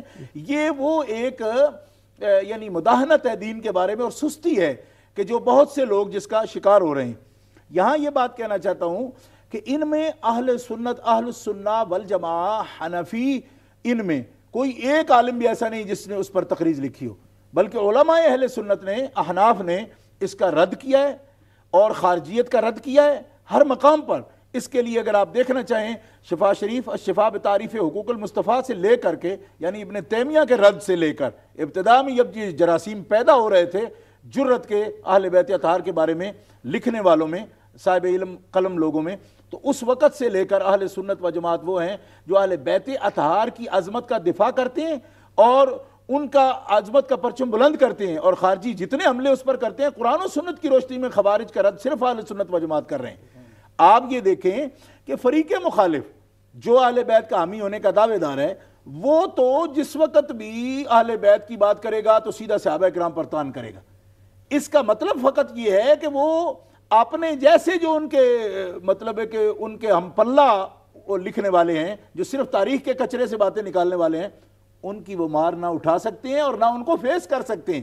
الحمدللہ اہل السنہ والجماعہ حنفی اس وقت بھی ایسے ہیں. اور میں حیران ہوں کہ لوگوں نے ہمیں کہا کہ اگر آپ یزید کے حامی ہیں اور آپ جو ہے نا اس پر اپنا نسب دیکھیں اور اپنا خیال کریں. ایک مولوی صاحب بیچارے مطلب فتنہ جہاں میں ان کو کہہ سکتا ہوں کہ عصر حاضر کا فتنہ, ایک قلیل جس طرح فتنہ کہا جاتا ہے, وہ کہہ رہے تھے کہ آپ اپنا نسب چیک کریں. میں کہتا ہوں کہ جس شخص پر صوبہ سرحد میں دیدن ہزارہ ہوتریڈی تحصیل مری، جاوید نگر ڈسٹرکٹ شیخوپورہ، جھنگ شہر اور لالیاں ضلع جھنگ، متعدد مقامات پر 20 مقدماتوں خوارج کے رد میں اور جس کو چلتی گولیوں میں اور تیغوں اور بھالوں کے ساتھ ہماری تقریروں کے دوران مقابلے میں خوارج آئے ہیں، اور الحمدللہ ہم نے استقامت کے ساتھ ان کا مقابلہ کیا ہے۔ اور پچھلے 25 سال سے خوارج کے رد میں کراچی سے لے کر پشاور تک، یعنی آپ نٹی جٹی کے پل سے لے کر آپ درہ خیبر تک دیکھیں ہماری تحریک کو کہ ہم نے خوارج کا رد کیا اور اس سلسلے میں ساری تکلیفیں اٹھائیں، جیلوں کی سلاخوں کے پیچھے گئے ہیں۔ اور یہ 25 سالہ زندگی ہماری یا تو گاڑیوں بسوں ریلوں میں گزری یا پھر جیلوں میں گزری ہے، اس پر ہماری تاریخ گواہ ہے، اور 20 مرتبہ ہمارے اوپر مسلح حملے کیے گئے ہیں۔ اس پر میں زیادہ نہیں تو ایک جملہ صرف وہ بھی شعر کی صورت میں تاکہ تلخی نہ پیدا ہو، اتنا ہی کہنا چاہتا ہوں کہ سورج پہ لگے دھبا قدرت کے کرشمے ہیں، بت ہم کو کہیں کافر اللہ کی مرضی ہے۔ ماشاءاللہ شاہ صاحب نے بہت پیارا جواب اس کا ارشاد فرمایا ہے، اور یقیناً بات بڑی سادہ ہے۔ الحمدللہ جس موقف کو ہم دیکھتے ہیں اور سمجھتے ہیں اور جو ہمارا ہے، ہم اس پر کالر ہمارے ساتھ ہیں، پھر بات ہماری جاری ہے۔ السلام علیکم۔ وعلیکم السلام جی۔ جی کون بول رہے ہیں، کہاں سے؟ میں نوٹنگھم سے بول رہے ہیں جی، میرا نام خلیل ہے جی۔ محترم خلیل صاحب نوٹنگھم سے، فرمائیے۔ جناب عرض یہ ہے کہ میں ریگولر آپ کا پروگرام دیکھتا ہوں، سب سے پہلے تو میں شاہ صاحب کو آداب پیش کرتا ہوں، سلام پیش کرتا ہوں، اور آپ کو بھی سلام پیش کرتا ہوں۔ السلام ورحمۃ اللہ۔ یہ ابھی آپ نے اور پہلے بھی آپ کئی بار کہہ چکے کہ لوگوں کے آپ گزارش کرتے ہیں کہ جو بھی کوئی سوال ہو جو ادب کے ادارے میں کرے۔ جی میری یہ سمجھ میں نہیں آتی کہ جو لوگ ازواج مطہر کے متعلق آپ کے پروگرام میں سوال کرتے ہیں یا باقی چینلوں میں کرتے ہیں، یا صحابہ کرام کے بارے میں کیا کیا باتیں کرتے ہیں، سرکار کی اولاد کے بارے میں کیا کیا باتیں کرتے ہیں، وہ لوگ آپ کا کیا ادب کریں گے مولانا خورشید صاحب؟ جی جی میں سن رہا ہوں۔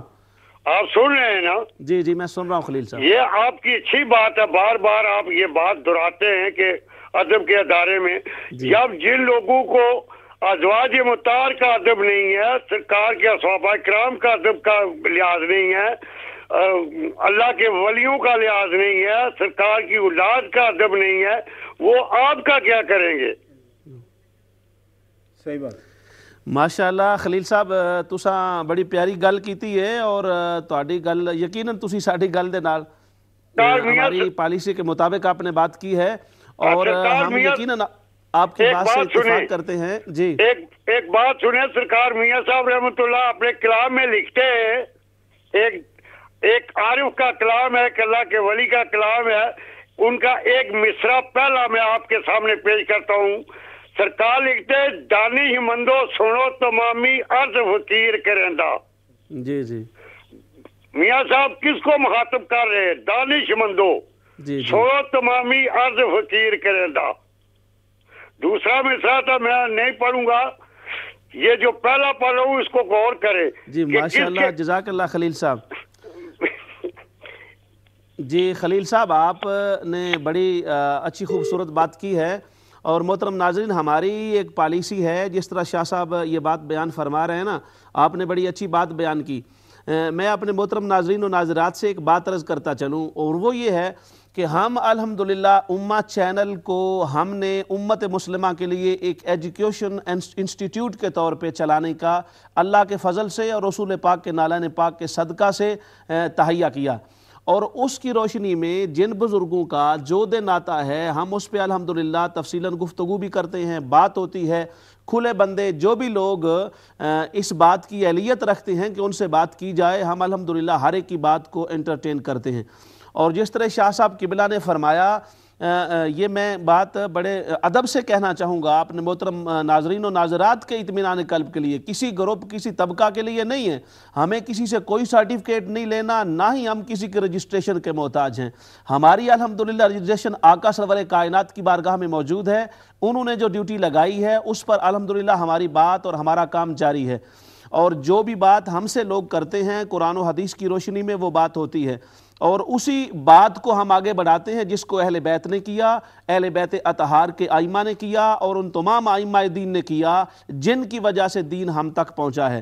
اور پھر دوسری بات یہ ہے کہ ہمارے کچھ لوگ اس بات پر بڑا محسوس کرتے ہیں، جو بھی بندہ، میں یہ کسی طبقے پر اعتراض نہیں ہے، سیدہ عائشہ صدیقہ رضی اللہ تعالی عنہا کا نام جو ادب سے نہ لیتا ہو اس سے ہم کیا توقع کر سکتے ہیں؟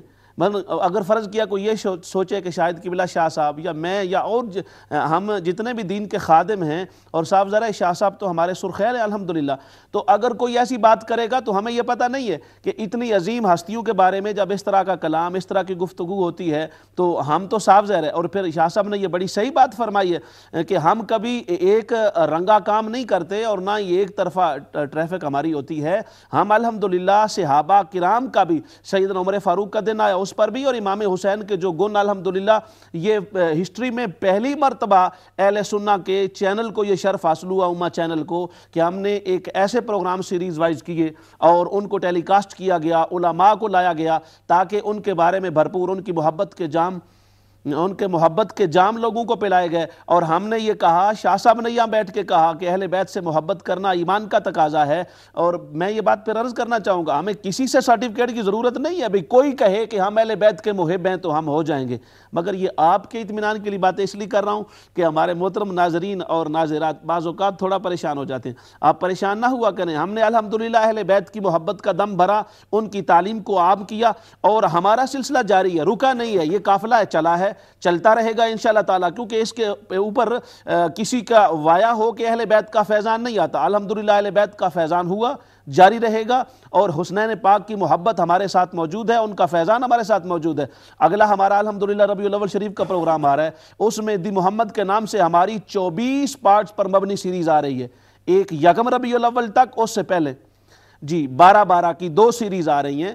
ایک پہلی ہے جو یکم ربیع الاول تک آئے گی، اور دوسری 12 پارٹس کی سیریز ہے جو 12 ربیع الاول تک آئے گی، اور ہم انشاءاللہ تعالیٰ اس میں بھی صحابہ کرام کا جو حصہ ہے اور صحابہ کرام کی جو آقا سرور کائنات نے تربیت فرمائی ہے، ہم انشاءاللہ تفصیل سے گفتگو کریں گے۔ ایسی کوئی بات نہیں، ہمارے محترم ناظرین و ناظرات کا جو بھی سوال ہے ہم اس کو ضرور انٹرٹین کریں گے، مگر ہمارے مخاطب ہماری امت مسلمہ کے وہ افراد ہیں جن کا تعلق ہے ان عظیم ہستیوں سے، ہم انہی کے لیے یہاں بیٹھے ہیں اور انہی کے لیے ہماری خدمت ہے۔ کوئی ایک طبقہ، کوئی ایک گروپ نہ ہمارا ٹارگٹ ہے، نہ ہم کسی کے پابند۔ ہم ہر ایک کو شرط ایک ہے کہ غلامی مصطفیٰ کا دامن اس کے ساتھ ہو، آقا سرور کائنات کی محبت و عشق کا دم بھرتا ہو، اہل بیت پاک سے اس کا تعلق ہو، ان کی غلامی میں جینے اور مرنے پر فخر کرتا ہو، اولیاء کرام کی خیرات اس کے دامن میں ہو، اور خواجہ خواجگان ہندن ولی عطا رسول کی عظمتوں کا وہ لینے والا اور سمیٹنے والا اور ہر وقت ان کی خواہش رکھنے والا ہو، تو ان لوگوں کے لیے ہمارے پروگرام ہیں۔ ہم کسی خاص مقصد یا خاص مدعا کے لیے یہ پروگرام لے کے نہیں آتے، اور یقیناً ان پروگراموں کا فیض ضرور ہوگا، اور جس طرح یہ سلسلہ جاری و ساری ہے انشاءاللہ تعالیٰ یہ سلسلہ چلے گا۔ اور محترم ناظرین و ناظرات سے یہ بات ضرور عرض کرنا چاہوں گا کہ آپ اطمینان رکھیں، کوئی سوال ایسا نہیں ہوگا جس کا جواب اطمینان بخش آپ کے پاس نہیں پہنچے گا۔ الحمدللہ قرآن اور حدیث سے علماء اور علماء حق کا تعلق ہے، جن کو تاریخ نے علماء حق مانا ہے، اور یقیناً وہی علماء حق ہیں جن کا دامن اور جن کی محبت، جن کے پاس آقا سرور کائنات کے عشق و محبت کی خیرات موجود ہے۔ ہمارے ساتھ کالر موجود ہے۔ السلام علیکم۔ وعلیکم السلام ورحمۃ اللہ وبرکاتہ۔ جناب قبلہ صابری صاحب، قاری خالد محمود شرازی عرض کر رہا ہوں بریڈ فورڈ سے۔ جی قاری خالد محمود شرازی صاحب فرمائیے۔ خالد جناب خیریت ہے؟ قبلہ شاہ صاحب کی خدمت میں بھی سلام میں نیاز پیش کرتا ہوں۔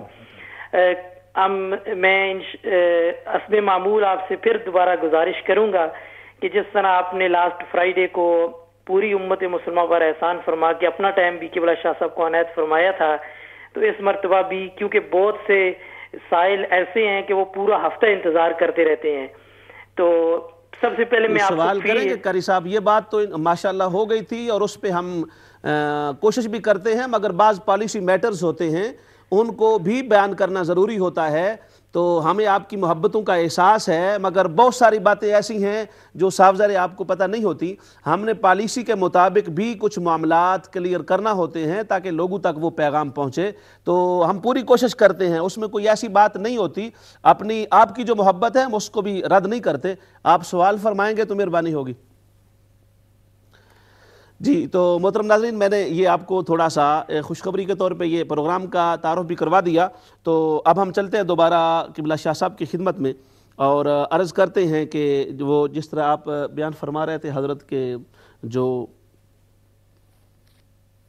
عبداللہ صاحب کا سوال تھا. جی محمد شاہ چشتی صاحب ہیں. السلام علیکم. وعلیکم السلام ورحمۃ اللہ. جی چشتی صاحب. حضرت خیریت ہے؟ جی الحمدللہ. حضرت قبلہ شاہ صاحب کی خدمت اقدس میں السلام علیکم. وعلیکم السلام ورحمۃ اللہ. جناب میں ٹیلفورڈ سے عرض کر رہا ہوں شاہ صاحب. جی ہمارے محسن ہیں طاہر صاحب یا غواص بحر معرفت حضرت پیر سید محمد عرفان شاہ صاحب مشہدی، اللہ تعالیٰ ان کو بھی سلامت رکھے اور آپ کے چینل کو دن دگنی رات چگنی ترقی عطا فرمائے. میں ایک چینل دیکھ رہا تھا تو اس میں انہوں نے کہا کہ حضرت ام المومنین عائشہ صدیقہ رضی اللہ عنہا کی روایت ہے بخاری شریف میں کہ پتوں پہ قرآن لکھا تھا تو آپ کی بکری کھا گئی. تو شاہ صاحب سے عرض ہے کہ اس مسئلے کی بھی ذرا وضاحت فرما دیں. جی ٹھیک ہے، جزاکم اللہ محترم شاہ صاحب. آپ تشریف فرما ہوئے، انشاءاللہ تعالیٰ ضرور آپ کے سوال کا جواب پیش کریں گے. جی حضرت عبداللہ بھائی کا بریڈ فورڈ سے سوال تھا. دوسرا ایک جز کا جواب میں نے دیا جی کہ وہ تقاریض لکھنے والوں میں کوئی بھی اہل السنہ والجماعہ حنفی مسلک سے تعلق رکھنے والا نہیں. جو لوگ اس پر دستخط کیے ہوئے ہیں اہل السنہ والجماعہ حنفی جو بزرگ ہیں اکابر، انہوں نے ان کی گستاخانہ عبارات کی روشنی میں ان پر فتاوی تکفیر جاری کیا ہوا ہے. تو اہل سنت و جماعت کا دامن بالکل صاف ہے اور یہ آن دی ریکارڈ ہے کہ جن لوگوں کو دائرہ اسلام سے ہی خارج مانا گیا ہو ان کو ہم اہل سنہ کس طرح مان لیں اور ان کے کھاتے میں آپ لوگ جو ہے اہل سنہ کو مخاطب کر کے بات کریں. اس طرح یہ قرین انصاف بات نہیں ہے، یہ زیادتی ہے. تو ان لوگوں میں دعوے سے کہتا ہوں کہ ایک بھی اہل سنہ والجماعہ حنفی ایسا نہیں ہے کہ جس کو علماء اہل سنت نے جس کے عقائد کی روشنی میں اس پر فتاوی نہ جاری کیے ہوں. تو جب یہ بات آن دی ریکارڈ ہے اور اس پر کوئی کسی قسم کا اشتباہ نہیں ہے تو اس طرح پھر نام نہاد لوگ جو ہے وہ تو آج ختم نبوت کے منکر بھی خود کو مسلمان کہہ رہے ہیں. تو آپ کو مسلمانوں پر اعتراض کرنے والا ان کی عبارات لے کر کہے کہ جی مسلمان اس کے ذمہ دار ہیں، تو یہ قرین انصاف بات نہیں ہے. نہ ہی لوگ اتنے بھولے ہیں کہ ایسی باتوں کو بھی سمجھ لیں. یزید کا کوئی حامی اہل السنہ والجماعہ حنفی میں نہیں پایا جاتا. بالکل ٹھیک.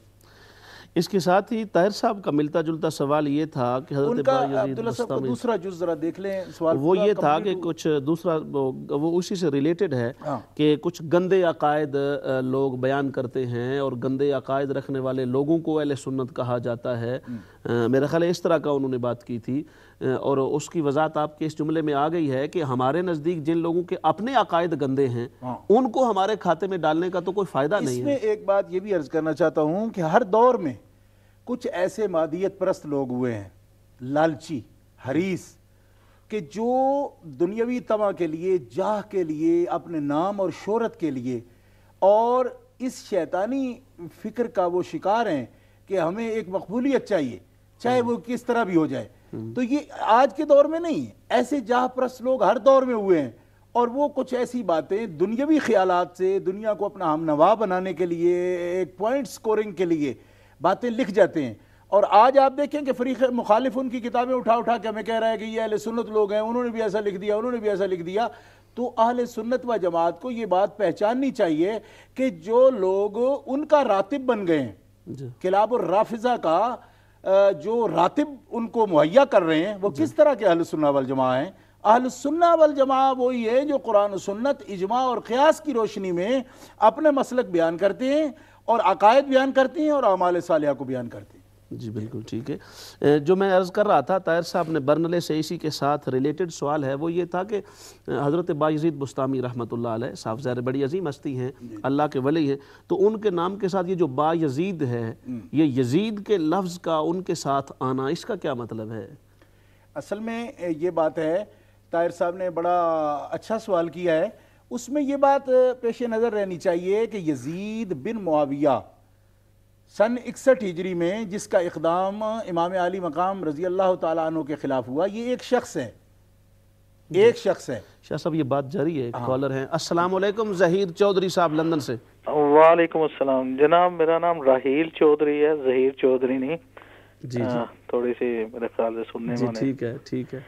اچھا، کویسچن میرا ایک بڑا ایزی سا چھوٹا سا کویسچن ہے جی کہ جیسا کہ ہم سنتے آ رہے ہیں، کیونکہ میرا علم بڑا ناقص ہے، قبلہ شاہ صاحب سے عرض ہے کہ کچھ وضاحت فرما دیں جی جی کہ حضرت امیر معاویہ رضی اللہ تعالیٰ عنہ نے یزید کو اپنا جانشین مقرر کیا تھا، کیا یہ اسلامی اصولوں کے مطابق جانشین مقرر کیا تھا؟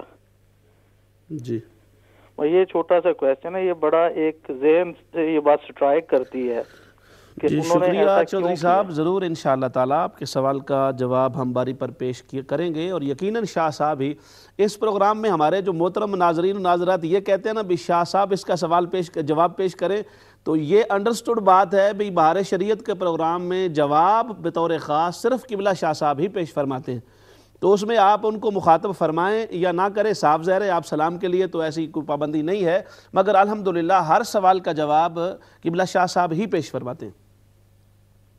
جی حضرت، تو وہ بات یہ ہو رہی تھی کہ وہ لفظ یزید کے ساتھ آپ وضاحت فرما رہے تھے. تو طاہر بھائی نے جو سوال برنلے سے کیا ہم سے کہ با یزید کیوں لکھا، تو میں ان سے یہ درخواست کروں گا کہ اس پر ان کو پریشان ہونے کی ضرورت نہیں ہے، اس لیے کہ یزید جو ہے وہ یزید ایک بندے کا جو نام ہے نا، وہ نام جب صرف اس شخصیت کے لیے ہے، اس پرسنالٹی پر جب بولا جاتا ہے، تو اس وقت وہ یزید نام جو ہے اس کے بارے میں کوئی ایسی دلالت لائے کہ وہ یزید غلام یزید بن معاویہ اگر نام رکھتا ہے تو پھر سمجھ آ گئی کہ یہ اس بندے سے خاص تعلق رکھتا ہے، ورنہ یزید بن ابو سفیان وہ شخصیت ہے کہ جو ایک جلیل القدر صحابی ہیں جن کو دمشق میں حضرت عمر فاروق رضی اللہ تعالیٰ عنہ نے گورنر مقرر فرمایا اور عرصہ دراز تک وہ وہاں گورنر رہے. ان کی شان میں احادیث مبارکہ موجود ہے. اس یزید کا وہ چچا تھا.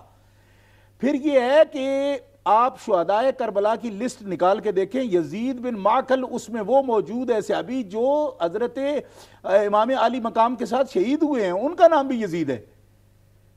یعنی یزید نام کے صحابی حضرت امام علی مقام کے آپ کی ذات پاک پر جنہوں نے اپنی جان کو قربان کیا ہے، ان کا نام بھی یزید بن معقل الجوفی غالباً ان کا نام ہے. یہ نام میں تمام تاریخوں سے بلکہ سنیوں کی اور غیر سنی لوگوں کی کتابوں سے بھی دکھا سکتا ہوں کہ ان کا نام بھی یزید ہے.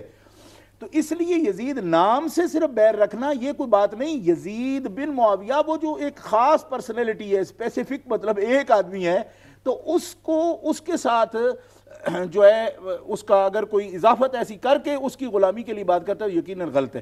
پھر اس پر میں ایک بڑی لطف کی بات ہے جو طاہر صاحب کے ذوق کے مطابق، چونکہ انہوں نے غالباً شیخ فرید الدین عطار رحمۃ اللہ علیہ کتاب کا حوالہ دیا تھا، تو اس پر میں حضرت بایزید بستامی سے کسی نے پوچھا، خود آپ سرکار سے. حضرت یہ بات بڑی دلچسپ ہے، اولیاء کرام سے اس بات پہ کرنے سے پہلے ایک کالر ہیں سید حسین شاہ صاحب بلیک پول سے. السلام علیکم شاہ صاحب. وعلیکم السلام. السلام علیکم. آپ کو بھی اور شاہ صاحب حضور کو بہت بہت سلام. وعلیکم السلام. میں سید حسین شاہ بلیک پول سے بول رہا ہوں، بڑا خادم ہوں میں آپ سبھی کا. اچھا، میرا سوال یہ ہے کہ بلیک پول میں نا مسجد ہے جو جی، اس مسجد میں ادھر بلیک پول میں میلاد شریف کرا رہا ہوں. انشاءاللہ آپ سب آئیں گے اس میں. تو یہاں میں نے مولوی سے بات کی کہ ہم میلاد شریف کرائیں گے. اس نے یہ کہا میلاد کیا چیز ہے. جی جی. میں نے کہا تو اگر مولوی ہے تو یہ بات تو کیسے میرے ساتھ کر رہا ہے کہ میلاد شریف کیا ہے. اچھا وہ جو باہر آپ گھومتے ہیں جی تو میں نے کہا یار گھومنے کی بات نہیں ہے، ہم میلاد اس کو کہتے ہیں کہ جس میں اللہ اور اس کے رسول کی باتیں اور آقا جی کی تعریف ہے ان کا بچپنا، ان کی جوانی، ان پہ کیسے قرآن اترا ہے، حافظ ہم تو یہ بیان کرتے ہیں، جی جی درود شریف پڑھتے ہیں. تو یہ چیز مسجد میں ہونی چاہیے. ایک ہمارا ماسک ہے، آپ کہتے ہو یہ مسجد حنفی ہے، اور انٹرنیٹ پہ جو ٹائٹل دیا ہوا ہے میں اس کے مطابق آیا ہوں. وہ کہتے ہیں نہیں یہ تو بدعت ہے. میں نے اسے کہا کہ یہ بدعت ہے، بدعت کی ٹرانسلیٹ کرو. یعنی آپ نے سوال کیا، آپ ہی ٹرانسلیٹ کریں. میں نے اسے بولا بدعت تو اس کو بولتے جو نئی چیز اسلام میں لائی جائے، اور اچھی چیز لائی جائے اس کو بھی جائز بدعت کہتے ہیں. اب وہ جو ہے نا ادھر میری نا ان کے ساتھ کافی دور تک ہو رہی ہے. وہ ادھر مولوی جا کے میرے خلاف بہت بکواس کرتا ہے. اس کے بارے میں پلیز، ابھی اس کے پہلے بھی بلیک پور سے کوئی فون ہوا تھا تو وہ میں سن نہیں سکا، میرے نیچے ٹیک ہوئے ہے، میں اوپر آیا ہوں تو فون کیا ہے. تو پلیز اس کے بارے میں نا ذرا تفصیل سے نا بات کر دیں. تفصیل سے انشاءاللہ آپ کے سوال پر تفصیلاً ہم بات کریں گے انشاءاللہ تعالی. جزاک اللہ تشریف آوری کا. جی شاہ صاحب آپ وہ دلچسپ بات بتانے لگے تھے طاہر صاحب. بڑی دلچسپ بات یہ ہے کہ یہ جو سوال جو طاہر میاں نے ہم سے کیا ہے یہ خود حضرت باجی بستامی رضی اللہ تعالیٰ عنہ جو اجلہ و اکابر اولیاء اللہ میں سے ہیں، سبحان اللہ، اور آپ سے یہ سوال ہوا کہ حضرت آپ با یزید کا مطلب اگر یہ ہے کہ آپ یزید کے ساتھ ہیں تو یا یزید والے ہیں دونوں معنوں میں، تو اس کا آپ نے فرمایا نام من با یزید و دل من با حسین. سبحان اللہ. کہ میرا نام تو کسی رکھنے والے نے با یزید رکھا ہے. مطلب نام بچہ خود تو نہیں اپنا رکھ لیتا نا، نام تو اس کے والدین نے رکھا. اور ان کے ہاں یزید وہ جو حضرت امام علی مقام پر قربان ہو گئے جن کا شہدائے کربلا میں نام ہے باقاعدہ، ان کے والدین ان سے اس محبت میں کہ یہ بھی وہ دیوانہ ہوگا جو امام علی مقام پہ نام پر قربان ہوگا. تو آپ نے فرمایا انہوں نے میرا نام با یزید رکھا ہے، لیکن یہ میرے اختیار کی بات تو یہ تھی کہ میں کس طرف جاتا ہوں، کیا کسب کیا کرتا ہوں، اللہ کی توفیق سے کیا کسب ہے میرا کسب یہ ہے کہ دل من با حسین. سبحان اللہ. کہ میرا دل جو ہے وہ تو پشتا ہے، یعنی امام علی مقام کی نسبت کا. ماشاءاللہ بہت پیارا جواب. صاحب کی نظر یہ میں خاص طور پر حضرت یزید بستامی رضی اللہ تعالیٰ کا اپنا قول مبارک پیش کرتا ہوں. محترم قاری محمود صاحب بریڈ فورڈ سے، السلام علیکم. وعلیکم السلام ورحمۃ اللہ. حضرت قاری خالد محمود شرازی عرض کر رہا ہوں بریڈ فورڈ سے. میرے دو سوال ہیں، صرف 1 منٹ کے اندر میں پیش کروں گا. ضرور. تو میرا سب سے پہلا سوال قبلہ شاہ صاحب سے یہ ہے کہ حضور اللہ تعالیٰ کے ساتھ اگر کوئی بندہ کسی کو شامل کرے کہ تو مشرک ہو جاتا ہے. اللہ تعالیٰ کے بعد انبیاء کرام علیہ السلام کے بعد اس دنیا میں کچھ ایسے لوگ بھی ہیں جن کو ہم معصوم کہہ سکتے ہیں. بعض مذہبی جہالا جو اپنی مذہب کی آڑ میں اداکاری کر کے کچھ لوگوں کو معصوم ظاہر کرتے ہیں، کیا قرآن و سنت میں انبیاء کرام کے بعد بھی کوئی ایسی ہستیاں ہیں جن کو ہم معصوم کہہ سکتے ہیں؟ پلیز ایک اس سوال کا جواب دیجئے. اور دوسرا میرا سوال، مجھے امید ہے کہ انشاءاللہ یہ سوال سب ناظرین جو سن رہے ہیں ان کے لیے فائدہ مند ثابت ہوگا کہ زکوٰۃ اور زکوٰۃ الفطر یہ دو چیزیں ایسی ہیں کہ کیا یہ کسی پرنٹ میڈیا یا الیکٹرانک میڈیا کی تشہیر پہ خرچ ہو سکتی ہیں یا نہیں؟ وہ الیکٹرانک اور پرنٹ میڈیا بالخصوص جہاں سے ظلمت اور گمراہی کے علاوہ عوام کو کوئی فائدہ نہیں ہو رہا، عوام کی تربیت نہیں ہو رہی، بلکہ ان کو گمراہی کی طرف لے کر جایا جا رہا ہے، اس کی آڑ میں لوگوں کی زکوٰۃ اور زکوٰۃ الفطر لوگوں سے مانگ کر اس کو چلاتے ہیں. کیا لوگ اس جگہ پہ زکوٰۃ دے سکتے ہیں؟ اگر جو دے رہے ہیں تو کیا ان کی زکوٰۃ اس جگہ پہ لگتی ہے یا نہیں؟ اور جو دینے کا ارادہ رکھتے ہیں کیا ان کو ایسی جگہ پہ زکوٰۃ دینی چاہیے جہاں سے بالخصوص صحابہ کرام پر سب و شتم اور اہل بیت اطہار رضوان اللہ تعالی علیہم اجمعین کی جی قاری خالد محمود صاحب، میں آپ کا شکریہ بھی ادا کرتا ہوں، حالانکہ آپ نے میرے شکریہ ادا کرنے پر پابندی لگانے کی تجویز پیش کی ہوئی ہے. یہ میں آپ سے محبت کے انداز میں بات کر رہا ہوں اور میری طرح، بلکہ میں تو آپ کی بات مان گیا. آپ کی گفتگو کے بھی ثوابق و ملحقات بہت زیادہ ہوتے ہیں کہ آپ کی ماشاءاللہ آپ کو سوال کرنے کے لیے ایک الگ سپیچ کا ٹائم چاہیے. محسوس یقیناً آپ نہیں فرمائیں گے، اس لیے کہ اس طرح کی بات آپ جو فرما لیتے ہیں تو ضرور انشاءاللہ تعالیٰ آپ کے سوال پیش کیے جائیں گے اور جواب بھی عرض کریں گے. جزاک اللہ. جی حضرت، تو یہ بڑا پیارا حضرت آپ نے جواب ارشاد فرما دیا اس حوالہ سے. اور اگلا ہمارا امیر قادری صاحب کا یہ سوال ہے، اور وہ فرما رہے ہیں کہ وقت کا تقاضا یہ ہے کہ سارے مل کر رہیں اور سب کو مل کے رہنا چاہیے، اور اسی سے وہ کہہ رہے تھے کہ اس سے کوئی صلح کلیت کا فارمولہ بھی نکلتا ہے یا نہیں نکلتا. تو اب مجھے ایک تو یہ بات جو ہے نا، میں سمجھتا ہوں سوال کا تقاضا ہے کہ وقت کے تقاضا کی وضاحت بھی کی جائے کہ وقت کا تقاضا ہے کہ مل کے رہا جائے، یعنی یہ مل کے رہنے سے کیا مراد ہے ان کی. یقیناً آپ سوال سماعت فرما رہے تھے، اور یہ جو انہوں نے کہا کہ صلح کلیت پر بات کرنا، اور اس پر آپ ذرا وضاحت فرمائیں. امیر قادری صاحب نے یونان سے غالباً یہ سوال کیا تھا، گریک سے نہیں، اٹلی سے اور تھا. تو امیر قادری صاحب کی خدمت میں میری یہ التماس ہے کہ وہ بھی اور ان کے توسط سے سامعین جتنے بھی ہمارے ناظرین بھی دیکھ رہے ہیں اور سن رہے ہیں، وہ اس بات پر غور فرمائیں کہ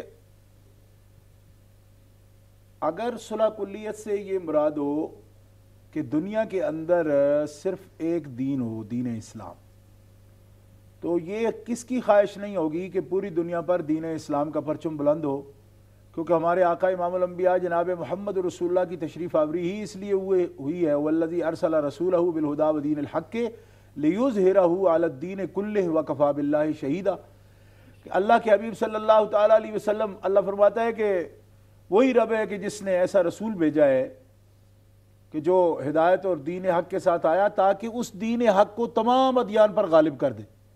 تو دین اسلام کے غلبہ کے ساتھ وحدت دین کا اگر کوئی ایسا اللہ رب العزت جل وعلا کی رحمت سے وقت آ جاتا ہے، تو یہ تو ہر ایک مسلمان کی جو قرآن پاک کا طالب علم ہے اس کی یہ خواہش ہے.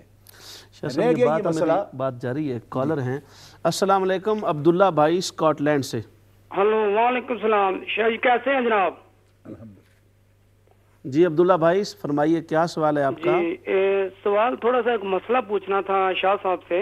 جی بات یہ ہے کہ میں پاکستان میں ہم لوگ رہتے تھے، ہماری ایک جگہ پہ گاؤں میں مسئلہ شریعت کوئی ہے اگر بتا دیں تو بڑا یہ ہے کہ ہم گاؤں میں پاکستان میں رہتے تو ہمارا ایک وہاں لمبڑداری ہے. تو کچھ عرصہ پہلے ہم نے دیکھا کہ ہمارے خلاف کچھ لوگ ہوئے ہیں، تو ان میں ہمارا کافی اثر و رسوخ وہاں، تو ہم نے وہاں سے 2-4 آدمیوں کو بھیج کر 3-4 آدمیوں کو مروا دیا ایسے ہی، جو آج مجھے یاد آ رہا ہے کہ غلط کیا ہم نے. ٹھیک ہے بھائی جان. شاہ صاحب سے میرا مسئلہ ہے کہ وہاں ہم اپنی اثر و رسوخ کی وجہ سے بچ بھی گئے اور لوگوں کو بھی بچا لیا. بے شک حکم میں نے ہی ان کو دیا تھا کہ یہ کام کر دو. اب ضمیر جو ہے وہ مطمئن نہیں ہے. شاہ صاحب کو یہ مسئلہ پوچھیں کہ اب مجھے کیا کرنا چاہیے. حالانکہ وہ کیس وغیرہ بھی نہیں ہونے دیا ہم نے، جنہوں نے مارا تھا ان کو بھی بچا لیا، تو ہم نے خود حکم دیا تھا ان کو. تو آج ہمیں ڈر لگ رہا ہے کہ کل مرنا بھی ہے. تو اس کے معاملے میں بتا دیں کہ کچھ کیا کرنا چاہیے. ہمیں ان لوگوں سے ملنا چاہیے جن کے لوگ مر چکے تھے، یا ان کو کوئی ایسا کوئی دینا چاہیے، یا کیا کرنا چاہیے، یا ایسا ہی پلیز یہ ہمیں مجھے پلیز بتا دیں. کیونکہ جی بالکل ٹھیک ہے عبداللہ بھائی، آپ نے سوال کیا، ہم نے اس کو سماعت کیا. یقیناً جس طرح بات آپ نے افسوسناک کی ہے اس میں خوش آئند بات یہ ہے کہ آپ میں جو احساس ندامت پیدا ہوا اور جو آپ نے سوال کیا، اس اعتبار سے یہ اچھا پہلو ہے کہ آپ اس کو کرنا چاہتے ہیں، ازالہ کے طور پہ لینا چاہتے ہیں. آپ کے سوال پر انشاءاللہ ضرور بات کی جائے گی وقت پر. جی شاہ صاحب آپ کی بات جاری تھی، وہ وقت کا تقاضا. جی تو اگر صلح کلیت کا جو مفہوم عام طور پر یہ پیش کیا جاتا ہے کہ نظریات کا خیال ہی نہ کیا جائے کہ کسی کے نظریات کیا ہیں، یعنی کفریہ ہیں، شرکیہ ہیں، مومنانہ ہیں، یا الحاد ہے، زندقہ ہے، تو سب کو دیکھا جائے اور پھر ان کے درمیان صلح کی بات کی جاتی ہے.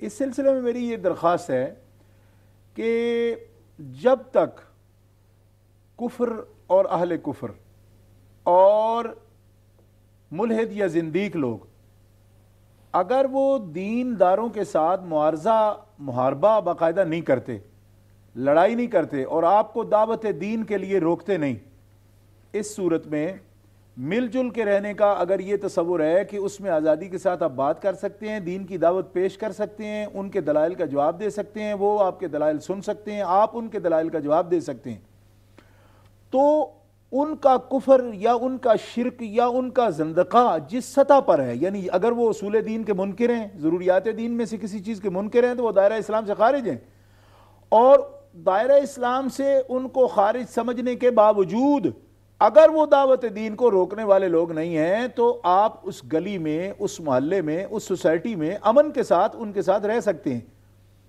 یعنی رہنے کا تصور جو ہے وہ یہ ہے، آپ کو تکلیف اس وقت ہوگی جب دین کی بنیاد پر کوئی آپ سے معارضہ کرے، محاربہ کرے، جنگ کرے اور دین کی دعوت کو روکے، اس وقت آپ کو کسی سوسائٹی میں مل جل کر رہنے سے کلام پیدا ہوگا اور اس میں پھر الجھن پیدا ہوگی۔ جی شاہ صاحب کالر ہے ہمارے ساتھ، بات جاری ہے۔ السلام علیکم، فاروق بھائی نیو کاسل سے۔ جی وعلیکم السلام ورحمۃ اللہ، حضور خیریت ہے؟ جی قبلہ شاہ صاحب کی خدمت میں سلام عرض اور آپ کی ساری سنگت کو۔ جی فاروق بھائی فرمائیے، کیا سوال ہے آپ کا؟ جی شاہ جی بھائی ایک تے شفاعت تے مانی ذرا بیان کر دیو، تے دوسرا جڑے کہنا جی شفاعت اللہ کرے گا تے بھی کیا ہے اللہ تعالیٰ دی شان دے وچ بھی گستاخی نہیں، بھی اللہ کدے اگے شفاعت کرے گا؟ ٹھیک ہے جی تے دوسرا سوال یہ ہے بھئی جڑی آیت النبی اولا بالمومنین من انفسہم وازواجہم امہاتہم، یہ دے تحت بھی اللہ تعالیٰ نبی پاک دی بیویاں نو بھی ساڈیاں ماواں فرما رہا ہے جی، تے فرقہ اہل حدیث کہندا جی یہ ساڈے وڈے بھائی نے، نبی پاک ساڈے وڈے بھائی نے تے وڈے بھائی دی بیوی تے بھابی ہوندی ہے، تے کیا وہ اس دے منکر نے شاید یا کس طرح ذرا بیان فرما دیو تے دعاواں یاد رکھیو شاہ جی۔ شکریہ، جزاکم اللہ جی، آپ نے جوائن کیا، انشاءاللہ کوشش کریں گے وقت پر آپ کے سوال کا جواب پیش ہو جائے۔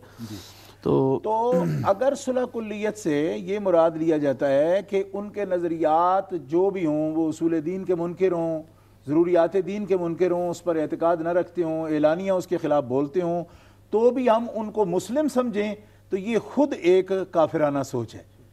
اس لیے کہ اگر نظریات بنیاد ہی کوئی نہیں ہے تو پھر آپ کا کفار سے کیا جھگڑا ہے؟ آپ ہندو کس کو سمجھتے ہیں؟ آپ مشرک کس کو سمجھتے ہیں؟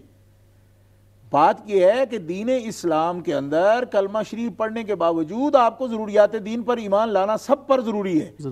کیوں کہ اس طرح تو کلمہ پڑھنے والے ختم نبوت کے منکرین بھی ہیں، وہ آپ سے بھی زیادہ کلمہ شاید پڑھتے ہوں اور اپنے اپنے مقامات پر بڑی تشہیر کرتے ہوں اور ان کو میڈیا پر بھی تشہیر کرتے ہوں۔ کلمہ شریف بنیاد نہیں، قرآن کہہ رہا ہے وَمِنَ النَّاسِ مَن يَقُولُ آمَنَّا بِاللَّهِ وَبِالْيَوْمِ الْآخِرِ وَمَا هُمْ بِمُؤْمِنِينَ، کہ ان کا صرف کہہ دینا کلمہ شریف پڑھ دینا کافی نہیں، آپ کو یہ جائزہ لینا پڑے گا کہ ضروریات دین میں سے کیا سب چیزوں پر ان کا ایمان ہے؟ ایمان ایک بسیط چیز ہے، ایک چیز کا انکار کرنے سے جو اصول دین سے تعلق رکھتی ہو یا ضروریات دین سے ہو تو بندہ دائرہ اسلام سے خارج ہو جاتا ہے۔ خدا تعالیٰ جل شانہ کے ملائکہ مقربین کروڑوں ہیں، مگر جبریل امین و میکائیل علیہ السلام ضروریات دین میں سے ہے ان کا اعتقاد رکھنا۔ اگر پورے دین پر کوئی اعتقاد رکھے، صرف جبریل امین کو اللہ کا فرشتہ ملک نہیں مانتا، وہ دائرہ اسلام سے خارج ہو جائے گا۔ ہمارے ساتھ ایک کالر ہیں، السلام علیکم۔ السلام علیکم جی فرمائیے۔ مولانا صاحب مجھے ایک سوال پوچھنا تھا۔ جی ہم قبرستان کے پاس سے گزرتے ہیں جی جی، قبرستان سے جب گزرتے ہیں قبرستان کے پاس سے جی، تو ہم فاتحہ پڑھ سکتے ہیں؟ ٹھیک جی، ٹھیک ہے۔ اور اس پر جو ہے میں آخر میں صرف اس آیت کریمہ پر اس بات کو ختم کرنا چاہتا ہوں جو یونان سے کال آئی تھی کہ اللہ رب العزت جل وعلا نے سورہ مجادلہ میں یہ حکم فرمایا ہے لا تجد قوما یؤمنون باللہ والیوم الآخر یوادون من حاد اللہ ورسولہ ولو کانوا آباءہم او ابناءہم او اخوانہم او عشیرتہم، کہ اے حبیب صلی اللہ تعالی وسلم آپ مومنوں میں سے کوئی آدمی ایسا نہیں پائیں گے کہ جو اللہ اور اس کے رسول سے محبت رکھتا ہو اور پھر وہ محبت رکھتا ہو ان سے بھی کہ من حاد اللہ و رسولہ، جو اللہ اور اللہ کے رسول کے ساتھ دشمنی کرتے ہیں وہ ان سے بھی محبت رکھتا ہو۔ بالکل ٹھیک، یعنی جس کا ایمان اللہ پر اور رسول پر اور آخرت پر ہے وہ کبھی بھی اللہ اور اس کے رسول کے دشمنوں کے ساتھ دوستی نہیں رکھ سکتا۔ اچھا، اس میں آپ دیکھیں کہ ساتھ رہنے کا کہاں تک معاملہ ہے۔ لو کانوا آباءہم، اگرچہ اس کے والدین کیوں نہ ہوں، اگر وہ اللہ رسول کی دشمنی کرتے ہیں تو مومن وہ ہے کہ وہ کبھی بھی ان سے دوستی نہیں رکھے گا۔ او ابناہم، اس کی اولاد کیوں نہ ہو، او اخوانہم، اس کے بھائی کیوں نہ ہو، او عشیرتہم، اس کا قبیلہ کیوں نہ ہو۔ یعنی بنیاد دوستی کی مل جل کے رہنے کی یہ ہے کہ اللہ اور اللہ کے رسول کے دشمنوں کے ساتھ دوستی نہیں ہو سکتی، نہ ان کے ساتھ مل جل کے رہا جا سکتا ہے۔ مل جل کے نہ رہنے کا مطلب یہ نہیں کہ آپ ان کو پھاڑ کھائیں۔ میں نے اس میں یہ اصول عرض کر دیا کہ کوئی مشرک بھی ہو، قرآن پاک میں جہاں ان سے قتال اور مجادلہ کا حکم ہے وہاں یہ بھی تو ہے کہ ان احد من المشرکین استجارک فاجروا حتی یسمع کلام اللہ۔ اگر کوئی مشرک بھی تم سے پناہ طلب کرے مسلم معاشرے میں بھی تو تم اس کو پناہ دے دو یہاں تک کہ وہ تمہاری بات سننے لگے اور تم اس کو سنا سکو اور وہ اللہ کے تعالیٰ کی طرف آ جائے۔ یعنی اس بات میں بہت سے ایسی چیزیں ہیں جس میں لوگوں میں ایک آپ کے وہ جو مسکنسیپشن غالباً اس کو کہتے ہیں تو وہ بات بھی پائی جاتی ہے۔ وہ سمجھتے ہیں کہ شاید یہ مولوی بڑے ڈنڈے مار ہیں، ہر ایک کو مارنا ہی چاہتے ہیں، دور بھگانا چاہتے ہیں۔ ایسی بات نہیں ہے، لیکن یہ بات بھی ضروری ہے کہ اصول دین کے منکروں کو مومن و مسلم کے سرٹیفکیٹ نہ بانٹے جائیں، کیونکہ اگر یہ بانٹے جائیں تو آخر ہندوؤں بیچاروں نے کیا قصور کیا ہے، مشرکوں نے کیا قصور کیا ہے؟ یہ تو نہیں جو آپ کی پسند کا ہے آپ اس کے ساتھ بیٹھ جاؤ، چاہے وہ قرآن پاک میں تحریف و تبدیلی کا قائل ہو تو آپ اس کے پیچھے نمازیں پڑھنا شروع کر دیں، پھر کہیں جی ہم تو صلح کل ہیں۔ یہ بات نہیں ہے۔ ایک آدمی رسول اللہ صلی اللہ علیہ وسلم کے خیال مبارک کو گائے بیل کے خیال سے تشبیہ دے اور کہیں ہمیں صلح کل ہو جانا چاہیے، جب رسول اللہ کی عظمت پر بھی آپ کے خون میں حرارت نہیں آئے گی اور آپ دل میں نفرت، سب سے کم درجے کا ایمان تو یہ ہے نا، تو وہ بھی محسوس نہیں کریں گے، پھر آخر ایک ہندو نے کیا قصور کر رکھا ہے؟ پھر تو انسانیت کے ناطے آپ کو سب سے مل جل کر بیٹھنا چاہیے، نظریات والی بات ہی چھوڑو، مسلم کیا اور کافر کیا۔ بات سمجھ آ گئی آپ؟ اس لیے اصول دین اور ضروریات دین جو ہیں ان کے اوپر جو اختلاف ہے وہ دل میں ہے بندے کے، ضروری نہیں کہ اس کی بنیاد پر قتال آپ کرنا شروع کر دیں۔ آپ کسی آدمی سے اس طرح بھی مل سکتے ہیں دنیاوی معاملات میں کہ وہ یہودی ہے، وہ کوئی نصرانی ہے، وہ مشرک ہے، وہ کافر ہے، جیسے یہ ایک ملٹی کلچر معاشرہ ہے اور اس میں مختلف ریلیجن سے تعلق رکھنے والے لوگ ہیں ڈیفرنٹ، تو سارے رہتے ہیں، تو سب کو یہ اجازت ہے کہ وہ اپنا دین پیش کر سکتے ہیں۔ تو ایسے ماحول میں ضرورت نہیں ہے کہ آپ ضرور قتال کرتے پھریں۔ قتال اسی وقت سرکار دو عالم علیہ السلام بھی جب دین کی دعوت روکنے والی بات ہوئی اور وہ بھی اذن کے ساتھ، اللہ تعالیٰ نے جب اذن دیا اس کے بعد قتال شروع ہوا۔ افضل حسین صاحب ہیں، السلام علیکم۔ السلام علیکم جی افضل حسین صاحب، شاہ صاحب سے ایک سوال کرنا تھا جی کہ خواجہ ہند حضرت معین الدین چشتی اجمیری رحمۃ اللہ علیہ، تو ان کا ایک میرے سامنے ان کی ہے چہاردہ معصومین، تو ان کا پورا وہ لکھا ہوا کلام ہے، وہ اتنا ٹائم تو نہیں سارا سناؤں۔ تو بعض لوگ کہتے ہیں کہ یہ جو معصومین کا عقیدہ یہ اہل تشیع کا، تو اس کے متعلق شاہ صاحب ارشاد فرمائیں کہ خواجہ ہند تو انہوں نے جب یہ لکھا چہاردہ معصومین اور وہاں پورا ان کا بحق اس طرح وہ پوری ان سب کے نام ہے، اور دوسرا حضرت داؤد۔ یہ افضل حسین صاحب ذرا کتاب کا نام دوبارہ بتائیں گے تھوڑی اونچی آواز میں؟ کیا کتاب کا نام کیا بتایا آپ نے خواجہ صاحب کی کتاب کا؟ یہ ان کی اب کتاب تو نہیں، لیکن ان کی اس وقت وہ کتاب تو نہیں میرے پاس، لیکن وہ ربائی لکھی، وہ جو سارا چہاردہ معصومین اس میں سے وہ کتاب بھی میں آپ کو کبھی اس کا نام بتا دوں گا۔ جی تو دوسرا حضرت داؤد طائی نے حضرت حاتم اسم کے بارے میں فرمایا تھا کہ حاتم اس دور کے صدیق ہیں، تو اس طرح کسی کو صحابہ کے بارے میں اپنے زمانے، وہ زمانہ ظاہر صحابہ کا تھا، تو اس زمانے میں تو میں یہ عرض کرنا چاہتا تھا کہ حضرت قبلہ شاہ صاحب عرفان شاہ صاحب ان کی اتنی ماشاءاللہ تحفظ ناموس صحابہ کے بارے میں خدمات ہیں کہ اگر انہیں اس دور کا اگر معاویہ کہا جائے تو میں سمجھتا ہوں کہ یہ اس سے کچھ مبالغہ نہیں ہے۔ تو کیا ایسا کہنا کوئی گستاخی تو نہیں ہے؟ ان کی سیرت و کردار اگر دیکھا جائے تو ماشاءاللہ اس دور کا اگر انہیں تحفظ کے لحاظ سے اس دور کا اگر معاویہ کہا جائے تو آپ کی وہ جو لاہور میں آپ کی ہے وہ بھی میں نے دیکھا، آپ کا محل وہ بھی حضرت معاویہ کے محل کے جیسے ہی اس کا نقشہ ہے، تو یہ تو صحابہ کی محبت ہے ان کے دل میں۔ جی یہ حضرت داؤد طائی کی جو آپ نے بات کی اس کو آپ دوبارہ فرمائیں گے کہ حضرت داؤد طائی نے یہ بات کی یا کسی نے ان کے بارے میں بات کی؟ نہیں، انہوں نے حضرت حاتم اسم کے بارے میں کہی تھی کہ یہ حاتم اسم جو ہے اس دور کے صدیق ہیں۔ اچھا، اس دور کے صدیق، ٹھیک ہے افضل حسین بھائی، آپ کی باتیں ہم تک پہنچ گئی ہیں۔ سوالات انشاءاللہ تعالی ہم کوشش کریں گے کہ آپ کی باتوں کا جواب پیش کیا جائے۔ تو شاہ صاحب اگلا ہمارا سوال تھا، شمریز صاحب ہیں، شمریز جلالی صاحب اٹلی سے، اور انہوں نے پوچھا کہ سرکار دو عالم صلی اللہ علیہ وسلم کے بارے میں یہ جو ہے کہ 40 سال کے بعد آپ کو نبوت ملی، اس سے پہلے آپ نبی نہیں تھے، تو اس پر آپ وضاحت سے بیان فرمائیں کہ اس کی کیا حقیقت ہے؟ ہمارے عزیز القدر شمریز جلالی نے اٹلی سے جو سوال کیا ہے وہ بڑا اہم سوال ہے۔ یہ نظریات جو ہیں وہ ایک مخصوص گروہ کے ہیں، یعنی ہمارے کسی عالم کے یہ نظریات نہیں ہیں۔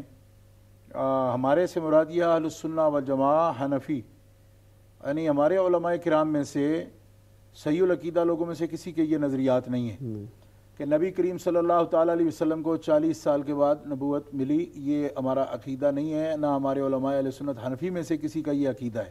یہ عقیدہ جن لوگوں کا ہے، پاکستان میں بسنے والے ان لوگوں کو آپ بھی اچھی طرح پہچانتے ہیں اور میرے سامعین بھی پہچانتے ہیں اکثریت کے ساتھ، وہی لوگ ہیں جو نبوت کو کئی حالتوں میں تقسیم کرتے ہیں، بشریت کی بات کرتے ہیں، جب بشر ہوتے ہیں رسول تو ہمیں ان کی جو ہے نا پیروی کی ضرورت نہیں ہے، اس قسم کی باتیں رسائل و مسائل میں لکھی ہیں جس کے مصنف مودودی صاحب ہیں، اور انہوں نے جو واقعہ ہے زملونی کا، چادر اڑانے والا، کہ سیدہ زینب سے اپنے سیدہ خدیجۃ الکبریٰ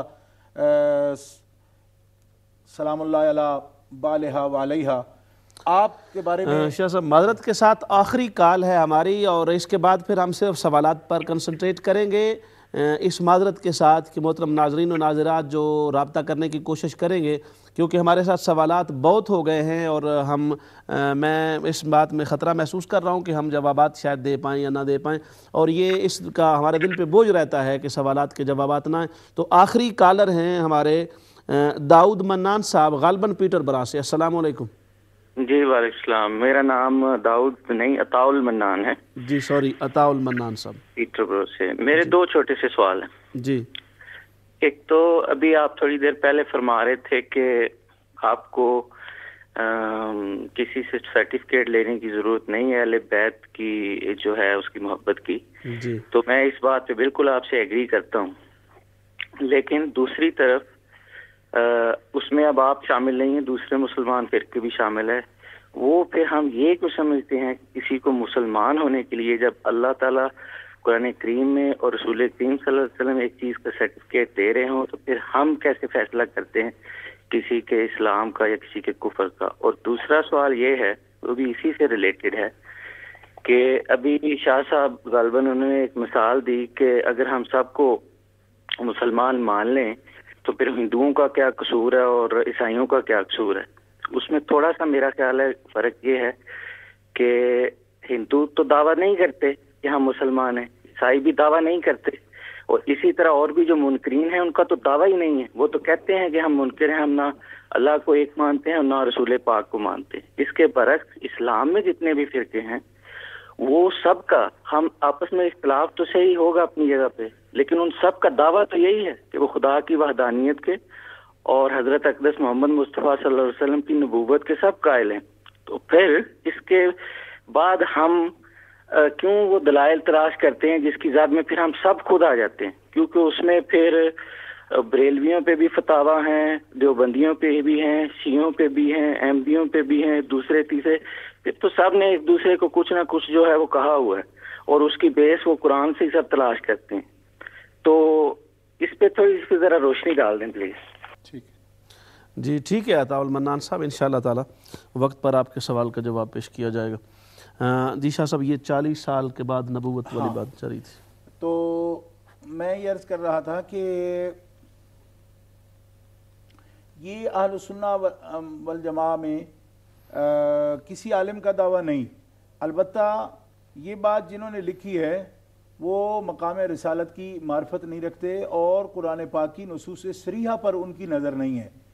اس لیے میں اختصار کے ساتھ صرف اتنی بات عرض کروں گا کہ قرآن مقدس میں اللہ رب العالمین جل وعلا کا یہ ارشاد ہے، وَإِذَا أَخَذَ اللَّهُ مِيثَاقَ النَّبِيِّينَ لَمَا آتَيْتُكُم مِّن كِتَابٍ وَحِكْمَةٍ ثُمَّ جَاءَكُم رَّسُولٌ مُّصَدِّقٌ لِّمَا مَعَكُمْ لَتُؤْمِنُنَّ بِهِ وَلَتَنصُرُنَّهُ، کہ اللہ تبارک و تعالیٰ جل شانہ نے عالم ارواح میں انبیاء کی ارواح سے یہ میثاق اور عہد لیا کہ جب تمہیں کتاب و حکمت ملے ثم جاءکم رسول، پھر تمہارے پاس میرا رسول آئے آخری جناب محمد رسول اللہ صلی اللہ علیہ وسلم، تو مصدق لما معکم، جو تمہیں ملا ہے کتاب و حکمت اس کی تصدیق فرماتا ہوا، تو لتؤمنن بہ ولا تنصرنہ، تم البتہ ضرور بے ضرور ان پر ایمان لاؤ گے اور ان کی مدد بھی کرو گے۔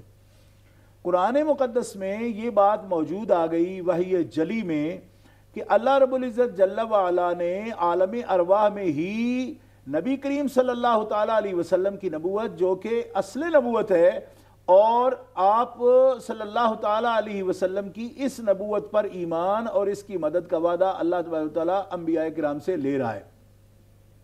دو باتیں ثابت ہو گئیں کہ نبی عالم اجساد میں آنے کے بعد نبی نہیں ہوتے، وہ تو عالم ارواح میں ہی ان کو نبی کا کہا گیا اور ان پر نبی کا اطلاق کیا گیا۔ اب کچھ لوگوں کو یہ وہم اس لیے ہوتا ہے کہ نبی کریم صلی اللہ تعالیٰ علیہ وسلم 40 سال سے پہلے، آپ کی عمر مبارک 40 سال جب ہوئی اس سے پہلے اس وقت جو لوگ تھے تو ان پر کیا ضروری تھا کہ وہ آپ کو نبی مانتے؟ ان کو تو اطلاع نہیں تھی اس بات کی۔ ان لوگوں کو 40 سال سے پہلے جب آپ نے اعلان نبوت نہیں فرمایا، ہمیں تو پتہ چل گیا نا، کیونکہ ہمارے پاس تو وہی یہ جلی آ گئی کہ حضور عالم ارواح میں بھی نبی تھے، تو ہم ابھی اس باس میں کیوں پڑھیں گے کہ 40 سال تک جب اعلان نہیں فرمایا تھا تو نبی تھے یا نہیں تھے؟ یہ تو بتا دیا کہ وہ عالم ارواح میں بھی نبی تھے۔ اچھا، اس کے علاوہ آپ قرآن مقدس میں یہ دیکھیں کہ حضرت عیسیٰ روح اللہ علیہ السلام اپنے مہد میں، پنگھوڑے میں آپ فرماتے ہیں کہ انی عبداللہ آتانی الکتاب وجعلنی نبیا، کہ میں اللہ کا بندہ ہوں، اللہ نے مجھے کتاب عطا فرمائی ہے اور میں خدا کا نبی ہوں۔ وجعلنی نبیا، اس نے مجھے نبی بنایا ہے۔ اور پھر حضرت یحییٰ علیہ السلام کے بارے میں قرآن مقدس میں دیکھیں کہ جب حضرت زکریا علیہ السلام کو بشارت دی گئی حضرت یحییٰ علیہ السلام کی ولادت کی، تو وہ لفظ کیا ہے کہ سیدم و حسورم و نبیم من الصالحین، ابھی یحییٰ علیہ السلام پیدا بھی نہیں ہوئے کہ اللہ تعالیٰ ان کو سردار بھی فرما رہا ہے، سید بھی فرما رہا ہے، پاک باز فرما رہا ہے اور نبی صالح فرما رہا ہے۔ تو نبی یحییٰ علیہ السلام دنیا میں آنے سے پہلے نبی ہوں، عیسیٰ علیہ السلام تو مہد میں اعلان کرے پنگھوڑے میں کہ وہ میں خدا کا نبی ہوں، اور نبی کریم صلی اللہ علیہ وسلم جو امام الانبیاء ہیں اور قائد المرسلین ہیں، ان کے بارے میں یہ لکھا جائے کہ وہ نبی نہیں تھے اور 40 سال کے بعد نبی ہوئے، تو کون سی وحی نے ان کو بتا دیا کہ وہ نبی نہیں تھے؟ یہ حکم لگانے کے لیے تو بہت سری نص کی ضرورت ہے جو ان نصوص کا مقابلہ کرے، تو اپنے وہم سے ہی ایسی بات پیدا کر لینا یہ بڑی دین پر اور نصوص سریہ پر بہت بڑی زیادتی ہے۔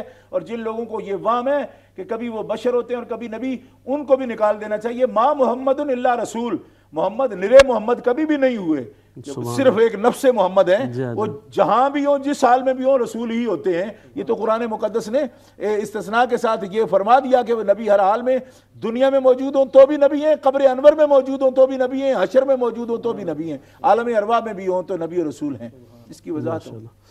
جزاک اللہ شاہ صاحب، یہ بڑا مختصر سا ایک سوال ہے، ہمارے بھائی نے کیا، عبداللہ بھائی نے اسکاٹ لینڈ سے، اور وہ یہ کہہ رہے تھے کہ گاؤں کے اندر انہوں نے خیر تفصیل بیان کی، تو بہرحال اصل مسئلہ یہ ہے سوال کہ وہ کسی قتل میں ان کو ملوث ہو گئے وہ، تو اب اس کا وہ ازالہ کرنا چاہتے ہیں، تو اس کی کیا صورت ہو سکتی ہے؟ یہ ان کا بڑا ہی اللہ تعالیٰ جل شانہ ان کو توفیق دے کہ وہ دین کے مطابق اس کا حل کر سکیں۔ مسئلہ یہ ہے کہ قتل جو ہے، قتل عمد کسی مسلم کا، مومن کا، یہ بہت بڑا جرم ہے۔ قرآن مقدس میں اس کے لیے حکم ہے کہ جس نے کسی کو ظلماً قتل کر دیا تو فجزاؤ جہنم خالداً فیہا، ہمیشہ کے لیے وہ قاتل جو ہے وہ جہنمی ہوگا۔ غضب اللہ علیہ، اللہ اس پر غضب فرماتا ہے اور اللہ اس پر لعنت فرماتا ہے۔ تو اس لیے آپ اقراری ہیں اس بات کے، میں سمجھتا ہوں کہ اتنا بڑا جذبہ اللہ تعالیٰ نے آپ کے اندر پیدا کیا، شاید آپ کی نجات جو ہے اور اس میں کوئی بہتری کی صورت پیدا ہونے والی ہے کہ آپ کو اپنی زندگی میں اس بات کا خیال آ گیا کہ باوجود اس کے کہ آپ اس ظاہری جو ایک عذاب تھا یا پکڑ تھی کہ آپ جیل سے بھی چھٹکارا ہو گیا، عدالت سے بھی ہو گیا، آپ اس کے باوجود آپ کے ضمیر پر بوجھ ہے، تو یہ آپ کے ایمان کی نشانی ہے۔ مومن کو ہی ایسا خیال آتا ہے۔ تو میں آپ سے یہ درخواست کروں گا کہ اس کا اسلامی حل یہ ہے کہ اگر آپ سارے مراحل طے کر چکے ہیں تو اب آپ کو اگر مقتول کے ورثاء ہوں، کیونکہ جو آدمی مارا جائے تو اس کے ورثاء ولی جو ہوتے ہیں وہی اس کے معاملے میں ان کو حق ہوتا ہے، تو آپ ورثاء سے رابطہ کر کے پہلے تو اس دنیا کے لیے ان کو راضی کریں، اور اس کے لیے اگر وہ دیت پر راضی ہو جائیں تو آپ ان کو دیت ادا کر دیں۔ اور قتل کی جو دیت ہے وہ اس کی جو نوعیت ہے، آپ نے بتایا کہ 4 قتل ہوئے ہیں معاذ اللہ، تو ہر ایک قتل کی جو نوعیت کے مطابق دیت ہے شرعی، اس کی چٹی ضمان، وہ آپ کو ادا کرنی چاہیے۔ اور اس کے بعد بھی ایک تو حقوق العباد ہیں، حقوق العباد میں یہ بات آ جائے گی کہ اگر آپ ان کو دیت ادا کرتے ہیں تو پھر آپ پر اس دنیا میں ایک تو دشمنی ختم ہوگی، اور دوسرا یہ ہے کہ اس دنیا میں جو قانون ہے شرعاً بھی وہ آپ نے پورا کر دیا۔ اس کے بعد بھی آپ کو اپنی زندگی میں ان کی طرف سے صدقات، جو آپ نے ناحق اگر قتل کیے ہیں تو ان کی طرف سے صدقات بھی کرنے چاہیے، اور اللہ رب العزت جل وعلا کی بارگاہ میں آپ کو اس جرم کو سامنے رکھتے ہوئے استغفار کرتے رہنا چاہیے، کیونکہ جب کسی آدمی کو قتل کیا جاتا ہے تو ایک تو حق ہوتا ہے اس کے ورثاء کا، اس نفس کا جو تلف ہوا یعنی ختم کیا گیا، کہ اس کا حق ہو گیا آپ پر کہ آپ نے ناحق اس کی جان لے لی۔ دوسرا حق اللہ تعالیٰ کا بھی بندہ ضائع کرتا ہے کہ اس کی حد توڑ دی، جو کام نہیں کرنے کا تھا وہ کر لیا۔ تو اللہ رب العزت جل وعلا کو راضی کرنے کے لیے کہ آخرت میں اس کی گرفت سے بھی آپ بچ جائیں تو دیت ادا کریں، اس دنیا میں جو شریعت کا قانون ہے اس کو پورا کرنے کے لیے، اور جب صدقے دل سے آپ استغفار کریں گے تو اللہ رب العزت جل وعلا بڑے سے بڑا کبیرہ گناہ بھی معاف فرماتا ہے۔ یہ اس کا مغفرت کا اصول ہے، الگ ضابطہ ہے عدل سے باہر جا کے کہ لا تقنطوا من رحمت اللہ ان اللہ یغفر الذنوب جميعا۔ اللہ تبارک و تعالیٰ جل شانہ جب اس بخشش پر آ جاتا ہے تو سارے گناہ معاف فرما دیتا ہے، اور اس میں چاہے تو بڑے سے بڑا گناہ ہو، صرف بات یہ ہے کہ کس ندامت کے ساتھ اور کس حضور قلب کے ساتھ آپ اپنے مالک کی بارگاہ میں حاضر ہوتے ہیں اور اپنے گناہ کی معافی مانگتے ہیں۔ تو یقیناً ہم بھی آپ کے لیے دعا کرتے ہیں کہ خیر کا سوال جب آپ کے ذہن میں پیدا ہوا اور خیر کی نیت آئی تو اللہ رب العزت جل وعلا آپ کے گناہ کو معاف فرمائے، اور آپ کو شرعی ضابطہ کے مطابق مقتولوں کے ورثاء کو بھی شرعی ضابطہ کے مطابق راضی کرنے کی توفیق دے آپ کو اللہ تعالیٰ، اور اللہ رب العزت جل وعلا کی بارگاہ میں آپ کو ایسی توبہ کی توفیق دے کہ وہ احکم الحاکمین بھی اپنے حبیب کا صدقہ آپ پر راضی ہو جائے۔ شاہ صاحب آخری سوال ہے، قبرستان سے گزرتے ہوئے فاتحہ پڑھ سکتے ہیں؟ فاتحہ پڑھ سکتے نہیں، فاتحہ پڑھنے کا حکم ہے حضرت مولا کائنات علی المرضی شیر خدا کرم اللہ تعالی وجہ الکریم اس حدیث پاک کے راوی ہیں۔ آپ فرماتے ہیں کہ سرکار دو عالم علیہ السلام فرماتے ہیں من مر بین المقابر فقرأ قل هو اللہ احد 11 مرة ثم وهب اجرها لاموات اعطاه اللہ تعالی لعدد الاموات او كما قال رسول اللہ صلی اللہ علیہ وسلم۔ کہ حضرت مولا پاک فرماتے ہیں کہ نبی کریم علیہ السلام نے فرمایا جب قبرستان سے گزرو تو فاتحہ پڑھو، اور جو فاتحہ پڑھے گا 11 مرة 11 مرتبہ اگر سورہ اخلاص پڑھتا ہے اور اس قبرستان میں جتنے مومن مدفون ہیں سب کی روحوں کو بخش دیتا ہے، تو اللہ تبارک و تعالی جل شانہ اس نے فوت شدہ مومنوں کے ساتھ جو بھلائی کی اس کا نتیجہ یہ دیتا ہے کہ قبرستان میں اگر 1000 مردہ دفن ہے تو سب کی طرف سے 11 قل کا ثواب اللہ تعالیٰ پڑھنے والے کو عطا فرما دیتا ہے۔ سبحان اللہ۔ اور اس میں خاص نقطہ جو قابل غور ہے وہ یہ ہے کہ اگر وہ پڑھ کر انبیاء اولیاء بزرگوں کی ارواح کو بھی پیش کرتا ہے تو اس کو جو ثواب پلٹ کے حاصل ہوتا ہے نا، تو اس میں انبیاء کی پڑھائی کا ثواب اسے حاصل ہوتا ہے، اولیاء کی یعنی جس درجے کے وہ قاری ہیں پڑھنے والے، تو اس درجے کا ثواب اللہ تعالیٰ ان کی طرف سے تحفہ پڑھنے والے کو عطا فرماتا ہے۔ اتنی اعلیٰ عبادت ہے کہ اگر اس کے معارف پر بنیادوں پر اگر غور ہو کہ کتنی برکتیں رحمتیں حاصل ہیں تو کوئی بندہ اس میں کوتاہی نہ۔ جزاکم اللہ شاہ صاحب۔ اسی کے ساتھ ہی محترم ناظرین ہمارے پروگرام کا وقت اختتام کی طرف جا رہا ہے، اور میں آپ تمام ناظرین و ناظرات کا مشکور و ممنون ہوں۔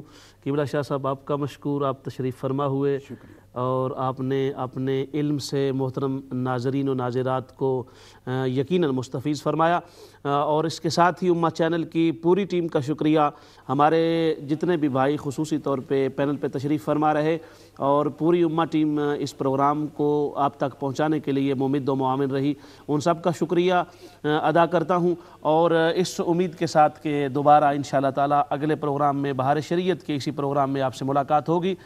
تب تک کے لیے خورشید عالم صابری آپ کے اس پروگرام کے میزبان کو اجازت دیجیے، اور آخر میں فارمیٹ کے مطابق ہم چلتے ہیں، نعت شریف پر پروگرام کا اختتام ہوگا۔ ہمارے ساتھ تشریف فرما ہیں مولانا محمد فاروق اشرفی صاحب، ان کی طرف چلتے ہیں اور نعت شریف سنتے ہیں۔